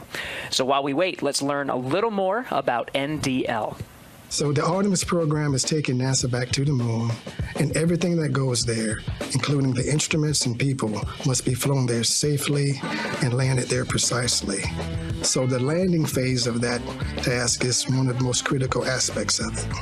NDL is a LiDAR instrument that is used to enable that capability. It uses light in the same way that sonar uses sound. For NDL, we have 3 telescopes where light would come out of the telescope, hit the moon's surface, and some of that light will be reflected back. These telescopes are mounted on the outside of a vehicle so you get a clear view of the ground as it's coming in for a landing. In the Apollo era, large radars or astronauts using their eyes looking out of a viewport were used to help land the vehicles. NDL is going to have to take the burden off of the crew with a much smaller, lower power, and more accurate instrument. And we just got an update from one of the flight controllers that the HRN and TRN cameras assigned to Nova-C are still nominally processing images using 2 of those NDL lasers. Quite the feat, Gary. No, it's absolutely incredible and a very important milestone to reach. Now, with that understanding, let's learn more about how this technology is playing an active role in this dynamic situation.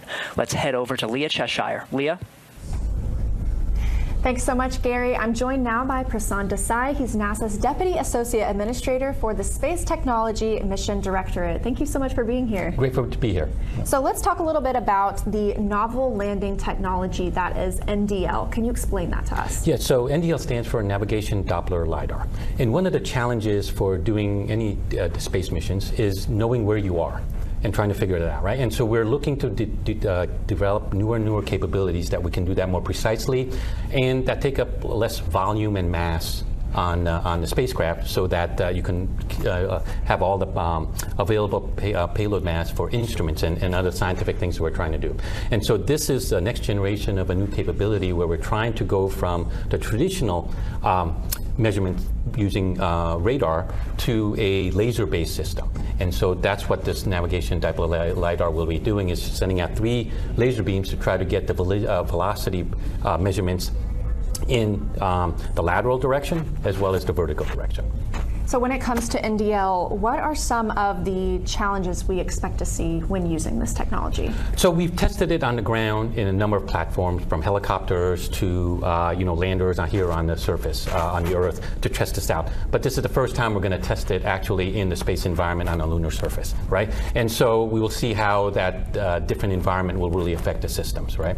And so one of the things that we would really like to know is what how the pulse comes back after they send the laser, and how it reflects back to the system, how long it takes to process, and how it will help define the solution to figure out the trajectory to go down to landing on the surface. Now, this technology has become a little more critical for today's mission, so can you talk about how NDL is now being used in today's landing? Right, so we put this as a tech demo with tech demonstration as a test.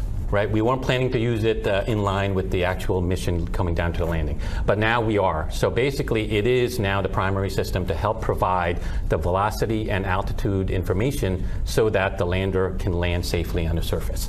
And that's important because as the lander comes close out, we don't want it to tip over. And so we need to get an understanding of the vertical velocity so it knows how much thrust to slow down, but also the lateral velocity, because if it comes down sideways too much, it can tip over and fall. So by knowing the velocity, the lander can decide exactly how to come down and hover, basically slowly to come down. And that's why it's really important to do this testing. But here we are today. We're going to try it for the first time in line. And so we're excited for the mission. Yeah, a demonstration totally in action. Yes. So just very briefly, there are 2 other tech demos on this mission. Can you cover those very quickly? Yeah, so 2 other things that we're trying to improve on is one, radio frequency mass gauge, which is to try to get a measurement of the fuel that's on any system, any spacecraft. One of the things about low gravity is the propellant doesn't settle down, where like in a car gas tank, it's on the bottom so you can measure it easy. In space, it floats. And so how can we do that so we know how much propellant there really is? And then the other one is scalps. One of the things that as it lands, the thrust is going to throw up all this eject of the lunar regolith thing. And so we have 4 stereo cameras that are going to take images of that and get data so that we can improve our modeling, so that in future landings we can make them more safer and things like that. So we're using that as a technology demonstration as well to improve future landings to make them more safer. Well, thank you so much, Prasanth. It's really been great speaking with you, really exciting stuff. And for now, we're going to send it back to Gary and Josh. Hey, thanks, Leah. Nova C is a little less than 55 kilometers from the lunar surface and about 20 minutes to powered descent initiation, a critical maneuver that marks the beginning of Nova C's final moments before touching down on the lunar surface. It's no secret that landing on the moon is challenging. Countries around the world have attempted this incredible feat, some successful and some not. Of course, the United States has landed on the moon many times, most notably during the Apollo program. But this may be the first landing by a U.S. commercial company enabled under NASA's CLIPS initiative. Ahead of these important milestones, let's discuss the challenges of landing on the moon through CLIPS. Take a look. Landing on the moon is hard. We're going back. Under this Artemis program, we're going to be sending humans to the moon for the first time since Apollo. So ahead of humans, we want to get up as much science, exploration, and technology experiments as possible. So CLIPS starts facilitating a lot of the early science, the things we want to learn before we even send humans. CLIPS stands for Commercial Lunar Payload Services, CLPS. The services part is the key element. Ordinarily, when NASA delivers a payload to the surface of the moon, they do it with a commercial partner, but NASA controls the building of the vehicle.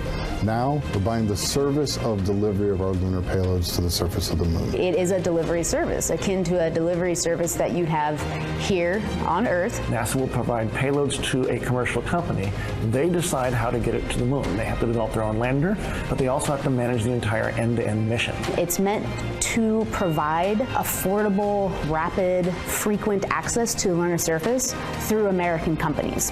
We're funding different companies. We have commercial companies that are competing to win task orders to deliver our payloads to the surface of the moon. One of the goals when we started CLIPS was to help establish a lunar economy. Somebody has to do it first, and then it becomes commercially available. Then they're able to crank them up. Then they're able to make it more affordable. And so the lunar surface is just the next frontier for a commercial environment. But we had to acknowledge up front, all the way through the highest levels of the agency leadership, that some of them will fail. These missions may not be as successful as a traditional NASA mission. We have accepted the risk that going through this innovative approach with these commercial companies, that there could be some failures. Some of them are new companies. None of them have ever successfully landed on the surface of the moon. So they're going to learn lessons. We need to give our vendors the opportunity to learn. And so that'll help ultimately buy down our risk as these companies learn, okay, what does it take to actually build up the lunar lander, integrate payloads, get to the lunar surface and land safely. They've been able to demonstrate that they have very, very good technical depth and the ability to design and execute missions. We're willing to take more shots on goal. And we aren't risking human life. And in the big picture, if we're flying missions at 1/10 of the cost of a NASA mission, and we fail 2 of them, we still get 8 missions for that same price. Even with 1 or 2 or 3 failures, this is still a very economical proposition. It's a risk posture which is more risk tolerant than NASA is accustomed to. There's not a single one of these companies that's willing to bet their mission on a coin toss. Every one of them is doing what they can in order to have the most successful mission possible. But the important thing to realize is that risk tolerant does not mean risky. And the rewards are a long-term ability to get payloads to the moon inexpensively, frequently, and rapidly. We want science, so we can then put more of our resources on even more science, exploration, and technology payloads and get more of a return on investment when we get to the moon. CLIPS provides tremendous benefit across the scientific and economic communities. So there's a lot we'd like to learn about the moon to help human habitation and prepare us for missions to Mars and beyond. So the moon is the first step. The teams here in Nova Control have been working diligently over the past 7 days to take us this far and are laser focused on the operations ahead. We're following the clock down to the start of those autonomous operations of Nova-C, starting with the powered descent initiation. For now, we're heading back over to Leah Cheshire, who's standing by with NASA's Associate Administrator. Leah. Thank you, Gary. I'm joined now by Jim Free, NASA's Associate Administrator. Thank you for joining us, Jim. Thanks for having me. This is a big day, and what are some of the challenges to landing on the moon that people might not expect? Well, it is a big day, by the way. You're right. I think the challenges are multifaceted. First, getting into lunar orbit is a challenge. Going to the South Pole is different than going to other parts of the lunar surface. The lighting conditions are a lot different than at the equator. So you have your hazard detection has to be a little more reliable. You have to be able to do that last minute avoiding of the hazards that are on the surface and finding that right place to set down, so you're also level or within a tolerance that you can be for level on the surface. We've talked a little bit about how this is a different model for us. So how does NASA help ensure success while we also allow these companies to figure out their solutions? We're able to offer our technical expertise, so companies can ask for technical experts from NASA that might be an expert on lunar surface conditions or orbits around the moon, or even just in assembly of the spacecraft, the vehicles. But they can also ask for help during the mission. We provide help through our deep space network to get the communications, to bring the data back to the control center here, to help them maybe understand their orbit better or get more communication with the spacecraft as well. So both in advance of the mission and during the mission also. And CLIPS is just one way that NASA is using, we're working to strengthen the American space economy. So what are some other ways, and why is NASA pursuing this commercial route for complicated space missions? So we started back in space station, where we started with the commercial cargo, where we spurred on investment in commercial delivery of cargo to space station. That's ported over into our crews flying commercially. We're doing that on the Artemis program, buying things by service so that we can spur on other investment that allows us to get our resources and use them elsewhere to do other parts of our mission, exploring the moon or beyond. You talked a little bit about Artemis for a second. So how does CLIPS fold into NASA's plans with Artemis and with this Moon to Mars architecture? I think I could talk about Artemis for hours. But CLIPS is absolutely essential for Artemis. It's our first steps of understanding the lunar environment. So the Intuitive Machines lander is going to help us understand how the lunar dust moves as the rocket plume, the exhaust of the rocket hits that dust. We need to understand that because we're going to land even bigger landers with our humans in the future, and we want to land it close to our other elements, so we're not blowing that dust everywhere. How does it behave? So that's just one part of it, but it is our first step of understanding that environment that we're going to put our astronauts on the surface. And of course, we're really, really looking forward to that mission. But for now, thank you so much for joining us here today. We are going to go back to Gary and Josh to highlight some more payloads ahead of the powered descent initiation. Hey, thanks, Leah. A report at 4:54 p.m. Central Time from the flight control teams shared that Nova-C is less than 30 kilometers above the lunar surface and is in the lunar southern hemisphere. We're still on track for PDI at 5:11 p.m. Central Time. Nova-C will perform this maneuver to slow the vehicle's descent, then pitch over and scan the landing site for hazards, making any necessary corrections in the final burns to ensure a safe landing. We've highlighted 5 of the 6 NASA payloads so far throughout our broadcast today. Let's talk about the final NASA payload, LN-1. Lunar Node 1, or LN-1, is a small CubeSat-sized flight hardware experiment that integrates navigation and communication functionality for autonomous navigation to support future lunar surface and orbital operations. Lunar Node 1 is meant to be a demonstration of how we can use various navigation technologies to figure out where you are in and around the moon. I'm holding in my hands the Lunar Node 1 mass simulator. We use this build to test out our vibrational modes, put on a shake table, and also do fit checks with the lander itself. Inside of our payload, we have multiple electronics boards that fit within this chassis that is a little bit about a half a U in size. You can see our external connectors here where we have our data and power to the lander itself. And within here, we have multiple boards that do the power regulation, our data control, our FPGAs, all those kind of electronics pieces are in here, as well as a small S-band radio that attaches up underneath this top radiator in order to distribute this heat, and then to talk to the antenna, which mounts here. This is the same size and build as the flight payload. It's just not covered in MLI or some of the other materials that you'll see on the flight build itself.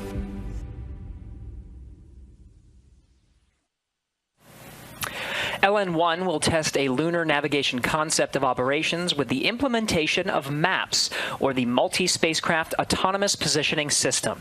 Ideally, this kind of technology can support a network of communication and navigation amongst local surface and orbital operations. LN1 will test multiple navigation links from the surface of the Moon back to Earth to characterize both MAPS transfers as well as GPS-like signals that could support a future lunar communication and navigation network. Gary, one of the best things about communication and data is getting imagery back. And Intuitive Machines has several camera systems on board, including EagleCam. It started as a challenge from our CEO, Steve Altimus, to his alma mater, Embry-Riddle Aeronautical University. Students and faculty created EagleCam to take an out-of-this-world selfie of Odysseus landing on the Moon. The camera system could capture the world's first ever third-person picture of a spacecraft making an extraterrestrial landing. The camera system is designed to deploy off of Nova C approximately 30 meters above the lunar surface and take images of Odysseus during landing. Additionally, the device will test a dust removal system which could lead to the future advances in spacesuit technology. As part of this project for EagleCam, Embry-Riddle teamed up with NASA's Kennedy Space Center to demonstrate the NASA-developed electrodynamic dust shield, or EDS. EDS uses an electric field to remove dust. The technology was tested aboard the International Space Station and will be the first ever demonstration of EDS technology on the lunar surface after landing.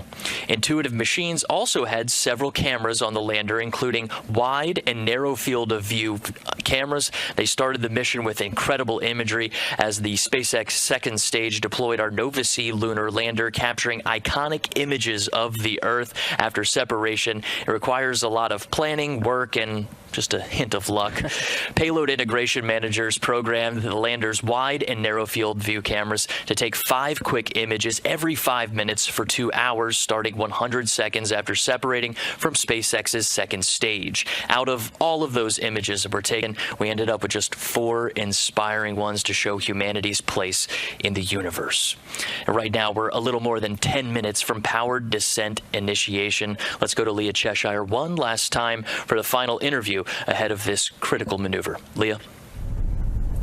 Thanks, Josh. I'm here now with Nikki Fox, NASA's Associate Administrator for the Science Mission Directorate. Thanks so much for joining us. Thanks for having me. It's a great day. It is a great day, and you're watching this with leaders from NASA and Intuitive Machines, just very close to here. What's happening in the room right now just before these final descent maneuvers? Oh, there's just excitement, anticipation. You know, everybody knows landing on the moon, going to the moon is hard. And we're already celebrating because this mission is already a success. You know, we've launched, we had a beautiful launch. We've taken great science data all the way, every single challenge. The team has really risen up and solved it. And now we're in lunar orbit, you know, minutes away from starting our descent down to the lunar surface. So for me, so many successes with this mission already. So just a lot of excitement. I'm loving that. So we are working with these American companies in a very unique way. These are challenging goals, and some people would probably consider this a bold endeavor. But what does it mean to you when you look at pursuing challenges in a bold new way?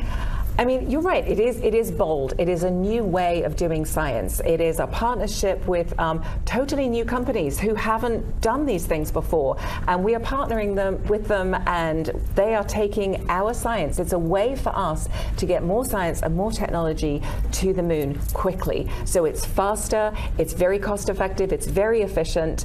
We're on our way. We've got the 6 payloads from NASA, and we're excited to get them down there. With every new thing we do, there's always a challenge, there's always risks. This is a high risk but super high reward, and it'll get tons of science on the surface. And for my NASA science, this is exciting because our Artemis missions and our lunar science touches all 5 of our science divisions in very profound ways. So super excited.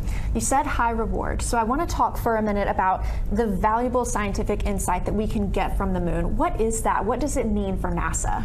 I mean, there's so much we can do on the moon, particularly where this one is going down to the South Pole. We think we're going to find great volatiles down there. So as we get prepared to send our astronauts there, then we know that there's water there, and we can use that water. Water's very heavy to carry, so it's really great if you can use it on the moon. We can break it up into hydrogen and oxygen, use it for fuel.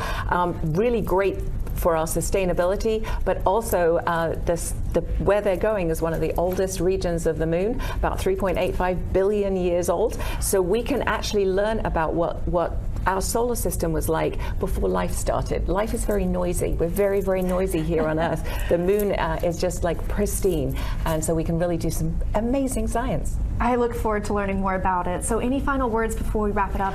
Just thank you. I mean, literally, thank you. This is such an amazing team. You know, thank you to the people that put the science and the technology experiments on with us, those teams. Thank you to the commercial teams that put their instruments on and are riding with us. Thank you, of course, to Intuitive Machines for this just beautiful, beautiful lander. And thank you to SpaceX for a beautiful ride to space. It's such an incredible effort. All one, I don't know, I'm a big bundle of emotion. Go NASA, go CLIPS, go ODI, go Intuitive Machines. I'm with you all the way. Thank you so much for joining us here today. Now we are following Intuitive Machines flight controllers during Nova C's final descent. So back to Josh and Gary. Thanks a lot for that, Leah. During that interview for folks at home, we did hear that there was a maneuver to burn attitude, which means the lander is starting to make the positional requirements needed. And we're going to start listening into the IM1 channel so folks at home can hear. We just heard from flight controller about 5 minutes until TIG. Altitude of 10 kilometers, downrange 1,100 kilometers. TIG being time of ignition, so we're inside of 5 minutes. TIG minus 5 minute deadpans. TIG minus 5 minutes. We are standing by for powered descent initiation. Gary, this is a critical 11-minute burn to slow the lateral velocity such that Nova C can pitch over for further operations. And while we were in that interview, we did hear that the main engine gimbal checkout was completed. So now we're focused on the operations with Nova Control. For folks at home, we are listening into the live channel there. That's right. A lot's happening in Nova Control. We're going to be hearing these status calls periodically as we follow the flight control teams that are monitoring Nova C's descent towards the lunar surface. A lot's happening, Josh. Of course, we have this 11-minute burn. We're focused on the propulsion elements of this PDI. At the same time, the spacecraft is oriented in such a way that it can use a technology called terrain relative navigation to scan the environment along the way. What's happening there? Right, so we know that we needed terrain relative navigation then when we were descending and coming down to the lunar surface. Now, this involves 2 pieces. You have a camera and you also have a laser rangefinder. At the top of the show, we started talking about, hey, the laser rangefinder that Intuitive Machines put on Nova C, it's not operating. We made the decision for flight controllers to utilize 2 of the laser beams from NASA's NDL payload, make the software patches required to reassign those lasers into the TRN and HRN cameras in order to give us an opportunity to land on the south pole of the moon today. Gary, is quite the feat and challenge overcome in just about 2 hours because we elected to delay that orbit and go into another orbit. That's why the show was a little bit later. It appears to be paying out. The last call-outs that we heard, Gary, were talking about beginning processing optical images, and that was nominal. The last time we heard that was just about 20 minutes ago. The status checkouts of these critical systems are essential to understanding the performance. The folks you see now on your view, this is Nova Control. They're monitoring every step and all the data coming from Nova-C ahead of PDI, which is scheduled just a little bit after 5:11 p.m. Central Time. Exactly what are these folks looking at, Josh? Well, right now everyone's looking at their assigned screens, and all of them are tailor-made. Generally, there's a few who are looking at the same type of screen, but they're tailor-made for their task. You have Spark looking at electronics, things like how hot are the electronics. Payloads are monitoring different parts and pieces. 5 degrees of burn attitude. 5 degrees left until burn attitude. The vehicle's still getting ready for this PDI ignition, which we expect here in just about 2 minutes, Gary, two minutes. So everyone's looking at their screens and doing their respective jobs and reporting up into the mission director, while the activity director is keeping in touch with everybody and making sure we're putting this whole thing together. Press started. A call for tank press started. Just a little bit before that, Gary, we did hear that they were working on the cryo fill. So these are all steps that are leading towards PDI, powered descent initiation. We expect that to take about 11 minutes, where we're slowing Nova-C's velocity approximately 1,800 meters per second, and that's required to get this lunar landing opportunity in just a few minutes. 90 seconds to take. Propellant tanks at flight pressure. All right, 90 seconds until we begin that propulsive maneuver. Again, powered descent initiation is about a 10 or 11-minute burn that will slow the spacecraft's descent. A lot's going to happen after that 10 minutes, Josh. This is a single continuous burn. After that, we're going to see a lot of events in rapid succession: pitch over, vertical, and terminal descent.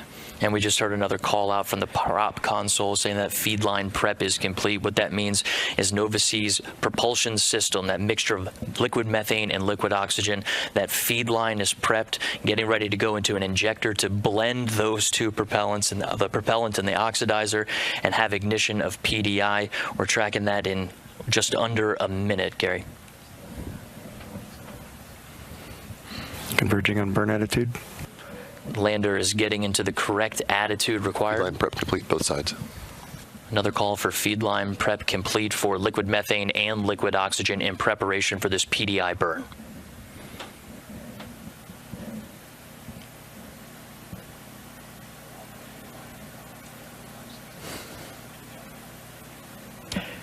"15 seconds, exec mode." 15 seconds to exec mode. We're tracking a little less than a minute, though, until the time of ignition for powered descent initiation. Settling. Ignition. Throttling up. Main stage. There we heard main stage ignition. That's coming from our prop console, Rob Good Moorhill. control. GNC call on good control. Thrust to weight 1.5. These are great call-outs in between our prop console and our flight manager, Scott Tamblin, calling it as the data is feeding into the lander, which means we are continuing to have good communications. The lander is sending that back to flight controllers in Nova Control. Gary, something we prepared for, we planned on, is that loss of communications, and that's why we have this. I see good thrust control. It's a good thrust control call from prop, but that's why we have this autonomous lunar lander. You know, we program, we know that, hey, we want to light PDI in this moment. These are the steps you need to get there. But from here in, this is an autonomous lunar lander, and flight controllers are monitoring communications and tracking the progress right along with the public right now with us. Nova-C has the helm. It is in control and is making the decisions necessary to ensure a soft landing. We heard call-outs about thrust, full thrust right now. There is the ability to throttle that thrust, and we'll see that throughout the descent as the fuel tanks continue to unload and we expel that propellant. And we did have a few questions come in about how much gas are we giving this to slow down the vehicle. And we want to remind folks that this PDI burn goes... Commanded thrust 90%. Goes in just about 90%, right on time. So it goes in at 90% in order to, if the lander makes a decision and says, I need to slow down more and make a decision to make a safe landing, it's able to add a little bit more oomph and make that decision a reality rather than just a possibility. Fido, I'm showing 500 kilometers to target, but my display's a little bit stale. That's the mission director, Tim Crane, calling about 500 kilometers, but stating that his information might be just a bit stale. 1,000 psi in the helium tank. It's part of the reason we're showing this animation, Josh. Of course, this is not telemetry driven. We're just showing you exactly what's happening. As we hear the calls, this information is relayed through the audio loops. Not enough bandwidth to do a live stream of this, so we're relying on the data that's being fed from Nova C to Nova Control.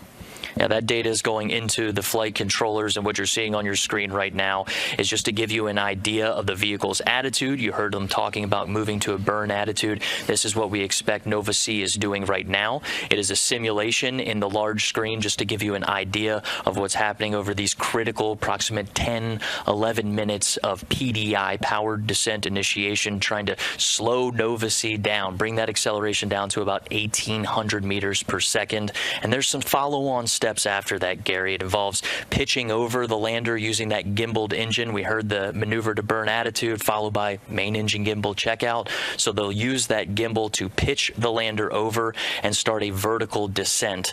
This is where we start getting a little tricky as far as there is a final approach. It may add a few seconds, it may add a little bit of time, but we are intended to land right around 17:24. That's 5:24 p.m. Central Time. But know that there is some give and take.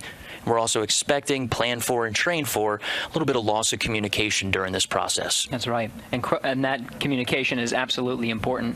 And part of the reason, and we've been stressing this, Josh, is the autonomous operations of Nova C. Part of that is after it performs that pitch over maneuver. 400 seconds to go and braking 1. Good control.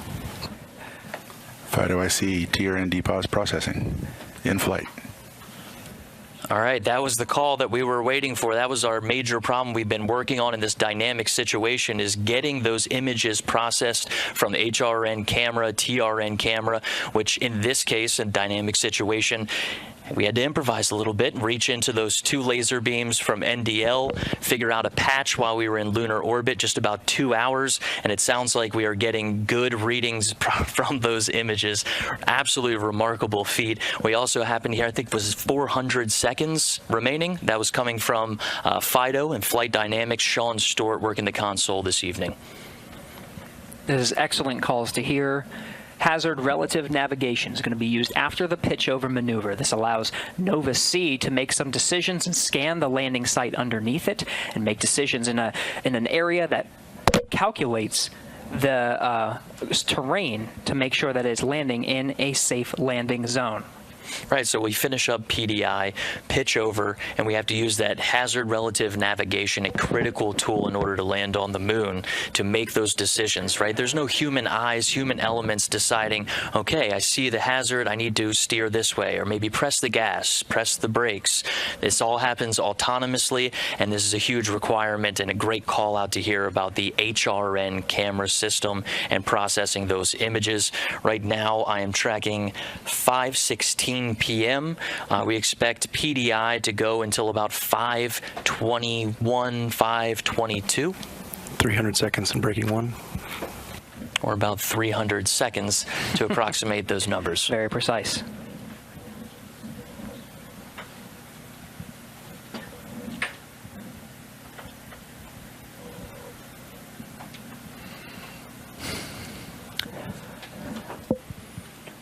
Josh, after those final series... Thrust to weight is 1.7.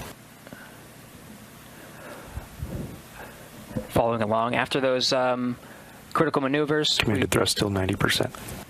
90% thrust. We'll hear those call-outs periodically. We started at full thrust, 90%, still throttling. Nominal. And good performance on that engine.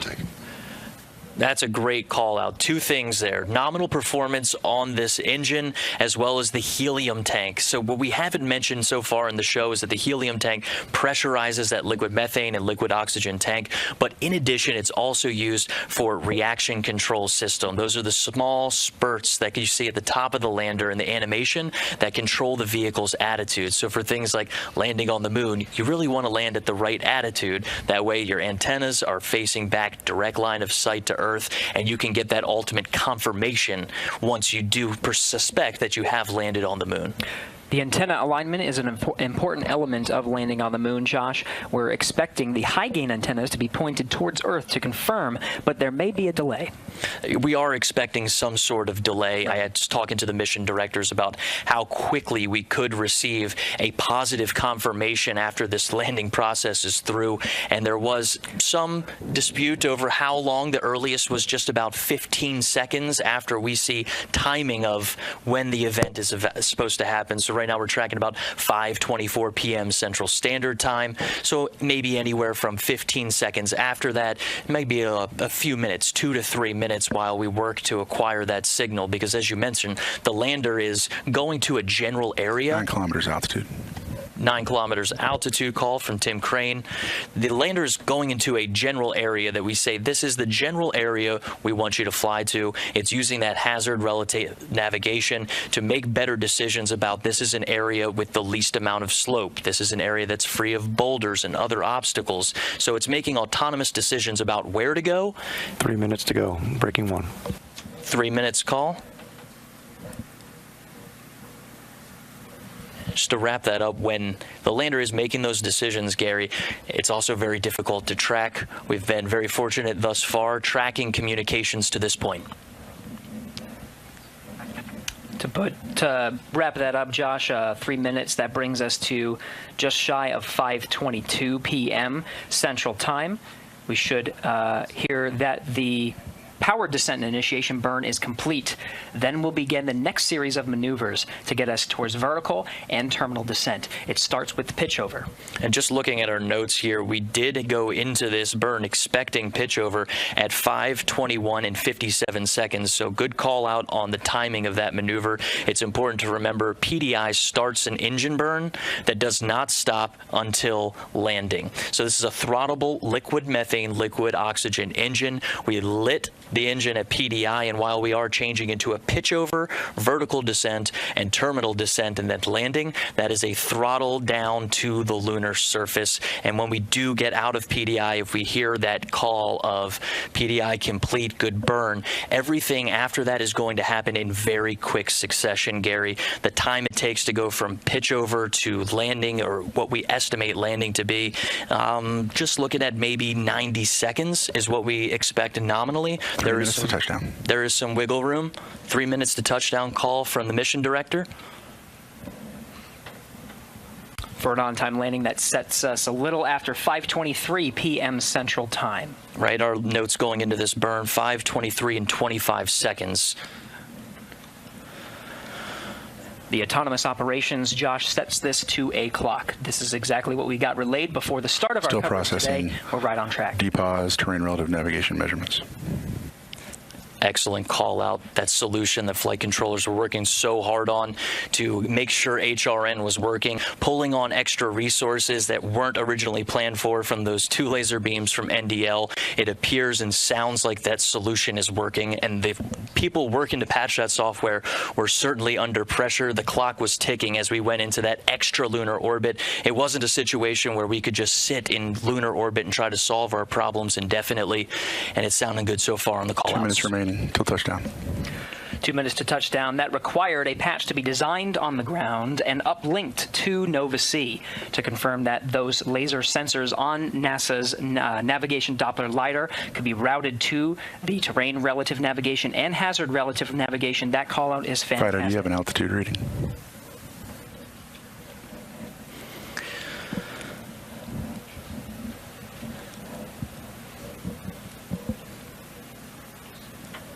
Standing by to see if we can get an altitude reading from Fido here. That's Flight Dynamics Officer Sean Stewart on Blue Team.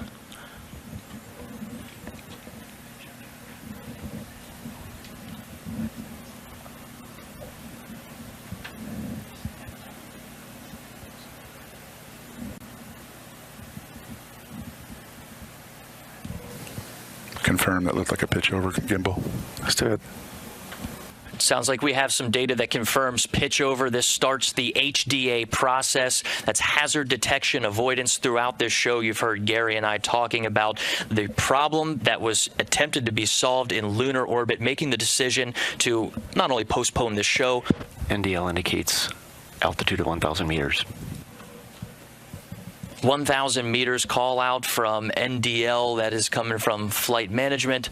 This is a system right now. NDL was not intended to be the primary landing system on this. Instead, we're using 2 laser beams from NDL and feeding that into that hazard detection and avoidance system that you see on your screen right now, with the lander making autonomous decisions about where it wants to land. That is generally less than 1 minute remaining to touchdown. Less than 1 minute remaining for touchdown. And again, that's the time of touchdown. It may take some time to actually confirm the status of the lander. And in this process, we do have a deployment of Eagle Cam attempting to take the third-person images of Nova C going down to the lunar surface. We are inside of 1 minute, Gary.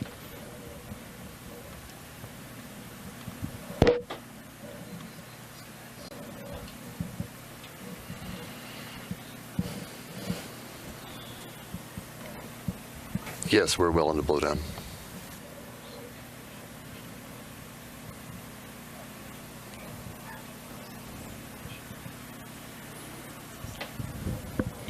And we're tracking here in the broadcast booth. The clock has reached the expected.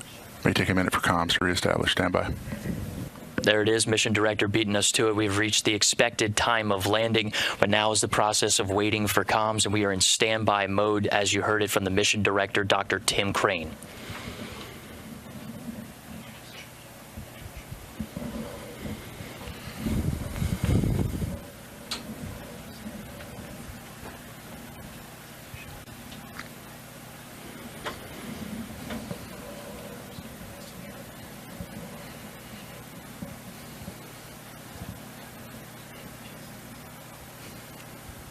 And 1 minute has elapsed from the notes that we have, Gary, of that original burn starting at PDI. Do you have carrier lock? That's MD asking if we are getting the ground stations locked on to Nova C.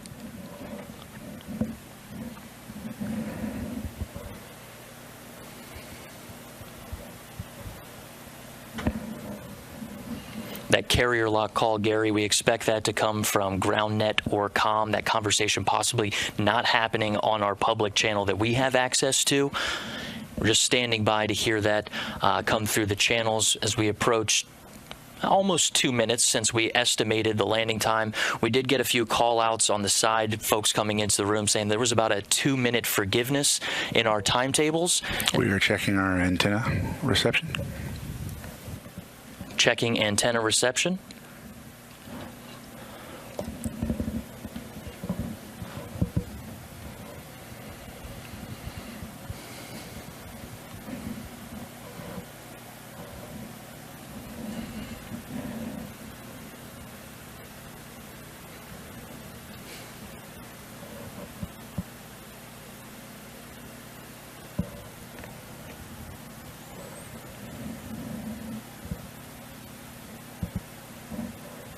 And we're standing by, Gary. We're standing by just as we approach 5:26 p.m. Central Standard Time.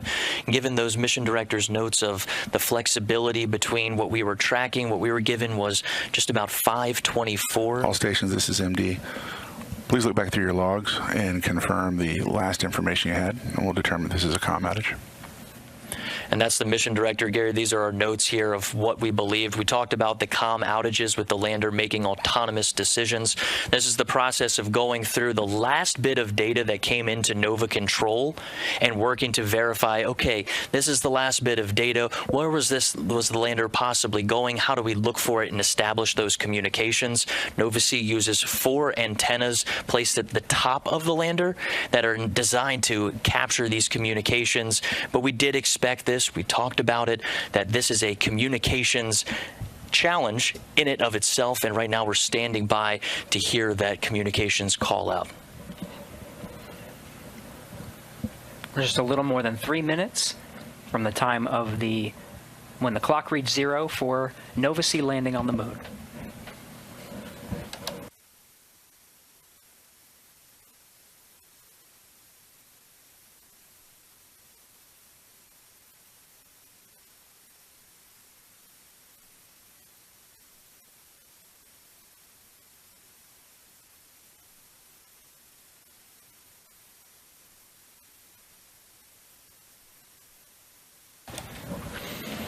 And we just checked with our team here in the broadcast booth, decided to let's stay on this. All the chatter we are not hearing on this public channel, Gary, all things indicate that we are working to solve a possible communications challenge in this moment. So we're going to continue to stand by. For those following along. MD Prime on IM1. Go for Prime. Yeah, I guess you polled the room looking for states, and we're going to go ahead and cycle the ground transmitter on Goonhilly and do some RF sweeps. Is that your plan? That's correct. Roger, copy. And that's just what we had in mind in our notes, Gary, is that if we encounter a communications challenge, we mentioned how difficult it is to land on the moon and continually have those communications. What you just heard there is folks talking about using the Goonhilly Earth Station Limited dish in the UK to do a sweep looking for that signal. We mentioned that autonomous process of the lander reassigning itself somewhere that it believes is safe. Going into it, we heard that the HRN camera was functioning and able to make those decisions after what was a 2-hour orbit of problem solving with Intuitive Machines' TRN and HRN cameras. The laser rangefinders assigned to those are the ones that Intuitive Machines installed inside the navigation pods. The laser rangefinders were not activated. We went to NASA and asked to use 2 of the laser beams on the navigation Doppler LiDAR. That's right. And spent 2 hours in orbit. Team, we're going to confirm our pointing vector with our antenna for post-landing. Yep. We spent about 2 hours in orbit to solve that problem. We got good readings on the way down. And right now, we are working to confirm communications on the surface of the moon, roughly around the Malapert A region. That is the South Pole region of the moon. That's right. What we do know is the power descent initiation. We were following along on the status calls. We executed a pitch-over maneuver, and we're counting down the clock to a landing time of 5:23 p.m. Central Time. Well, Josh described those processes of working on the communications component to confirm data from the lander, pulsing the teams surrounding him to check the status of Nova C and the data that they were receiving here in Nova Control to confirm landing. And part of that, Josh, as you described, is communications. We're standing by. Fido MD on IM1. QMD. I'm looking at our phase plane there for the last part of the flight.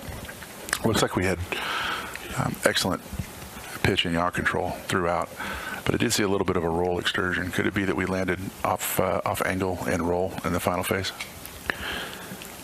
So I do see we had up to an 8-degree excursion.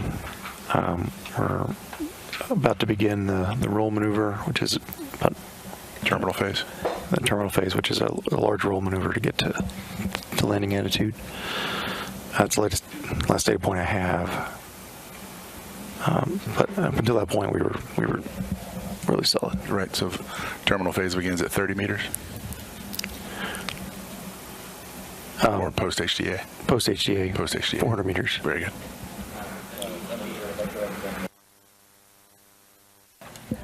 And that's a great conversation confirming. That's good ground network. Good for box scan. Make that go. Yeah, that was good confirmation of the process that we were very familiar with, talking about the attitude of the lander, making sure that those antennas are within direct line of sight with Earth stations, ground stations on Earth, excuse me. Mission director at all stations, we're also updating our pointing vector with our dishes to make sure that they're tuned in on our final landing site. There's a caller searching for that communications back to the ground station. This one particularly is in the UK that's tracking us. And it's important to note, Gary, that we have an entire network dedicated to working these communications problems. It's been active this entire mission. And the largest, most powerful dish out of all of them is about a 64-meter dish in Australia. That time to search with that opportunity with the largest, most powerful dish, we're looking at about 12 to 13 hours after our estimated touchdown. So this is a process that we could be looking and searching for the lander's signal for confirmation for quite some time, but we're going to continue to listen in and stand by as our flight controllers are working with the ground station in the United Kingdom to work this issue, work this problem. It's another challenge, very similarly to the challenge solved just to make it this far. Science of life, we have a return signal we're tracking.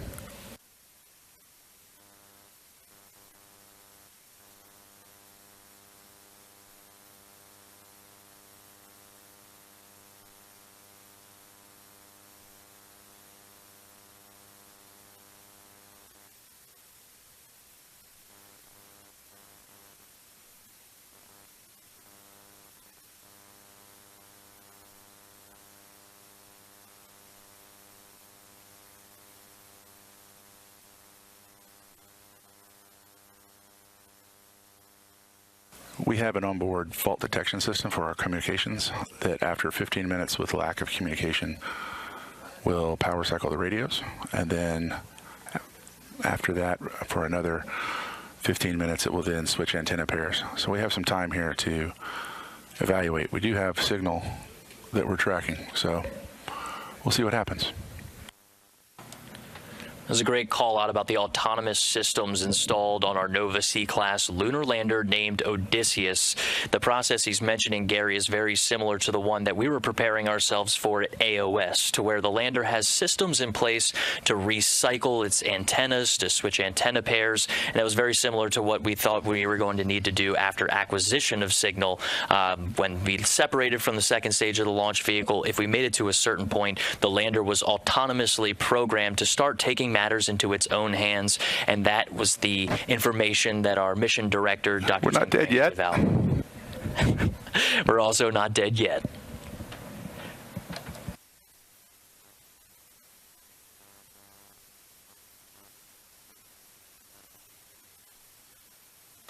Good. And the key here, Josh, is patience. It's 5:34 p.m. Mission Director Tim Crane confirming that it could take 2 phases of 15-minute increments to confirm the status of the landing. So we could be here, and we'll stand by and monitor as Nova Controls continues to work this issue. Yeah, tense moments inside of mission control with the most qualified folks. We're picking up a signal from our high-gain antenna and transmitter. It's faint, but it's there. So stand by, folks. We'll see what's happening here. All right, we're going to continue to stand by. Let's keep this camera on inside of Nova Control. It sounds like we are getting some kind of faint signal. I want to send a series of commands to reactivate, make sure we're transmitting to keep the Quasonics active.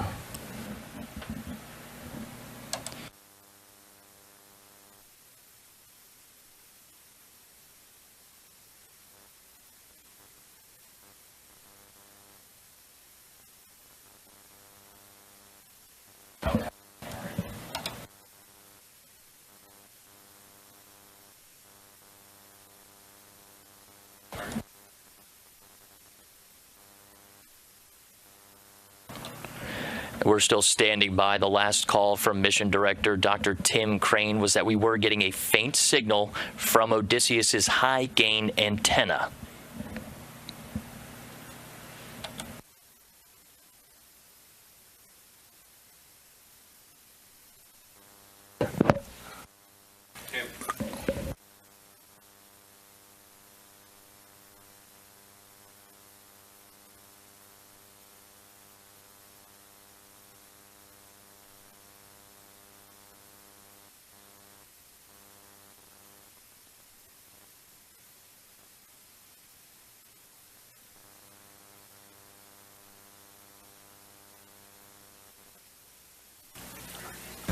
All stations, this is Mission Director on IM1.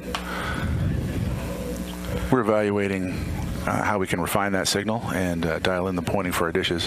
What we can confirm, without a doubt, is our equipment is on the surface of the moon, and we are transmitting. So, congratulations, IM team. We'll see how much more we can get from that.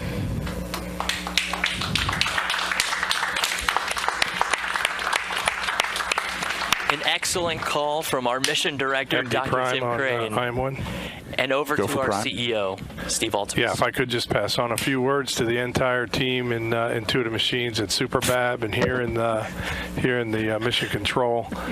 What an outstanding effort. I know this was a nail biter, but we are on the surface and we are transmitting. And welcome to the moon. Houston, Odysseus has found his new home. An excellent call, and this is our team of Intuitive Machines mechanics and their families, their friends, everyone who has sacrificed so much to make it this far.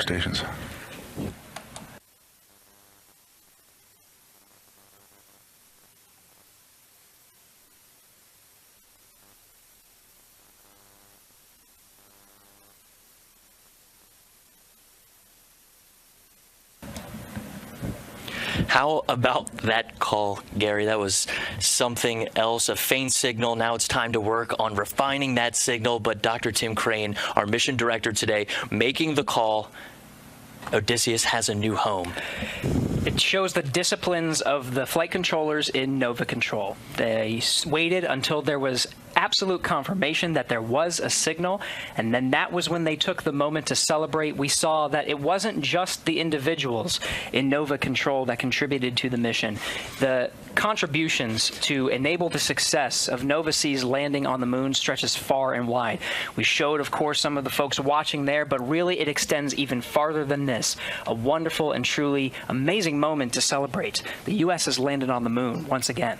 And to everyone, you mentioned it goes beyond just the folks that we saw on camera waiting and working through those tense moments, but their friends, their families, and everything it took to get to this point. We're still expecting an image. We expect that to come down sometime in the future, especially as we look towards some high-resolution images.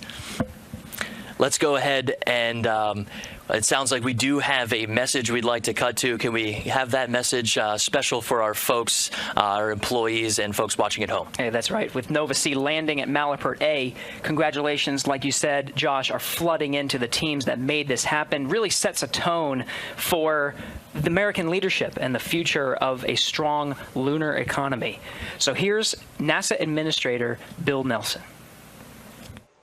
On the 8th day of a 250,000-mile voyage, a voyage along the great cosmic bridge from the launch pad at the Kennedy Space Center to the target of the south pole of the moon, a commercial lander named Odysseus, powered by a company called Intuitive Machines, launched upon a SpaceX rocket carrying a bounty of NASA scientific instruments and bearing the dream of a new adventure in science, innovation, and American leadership in space.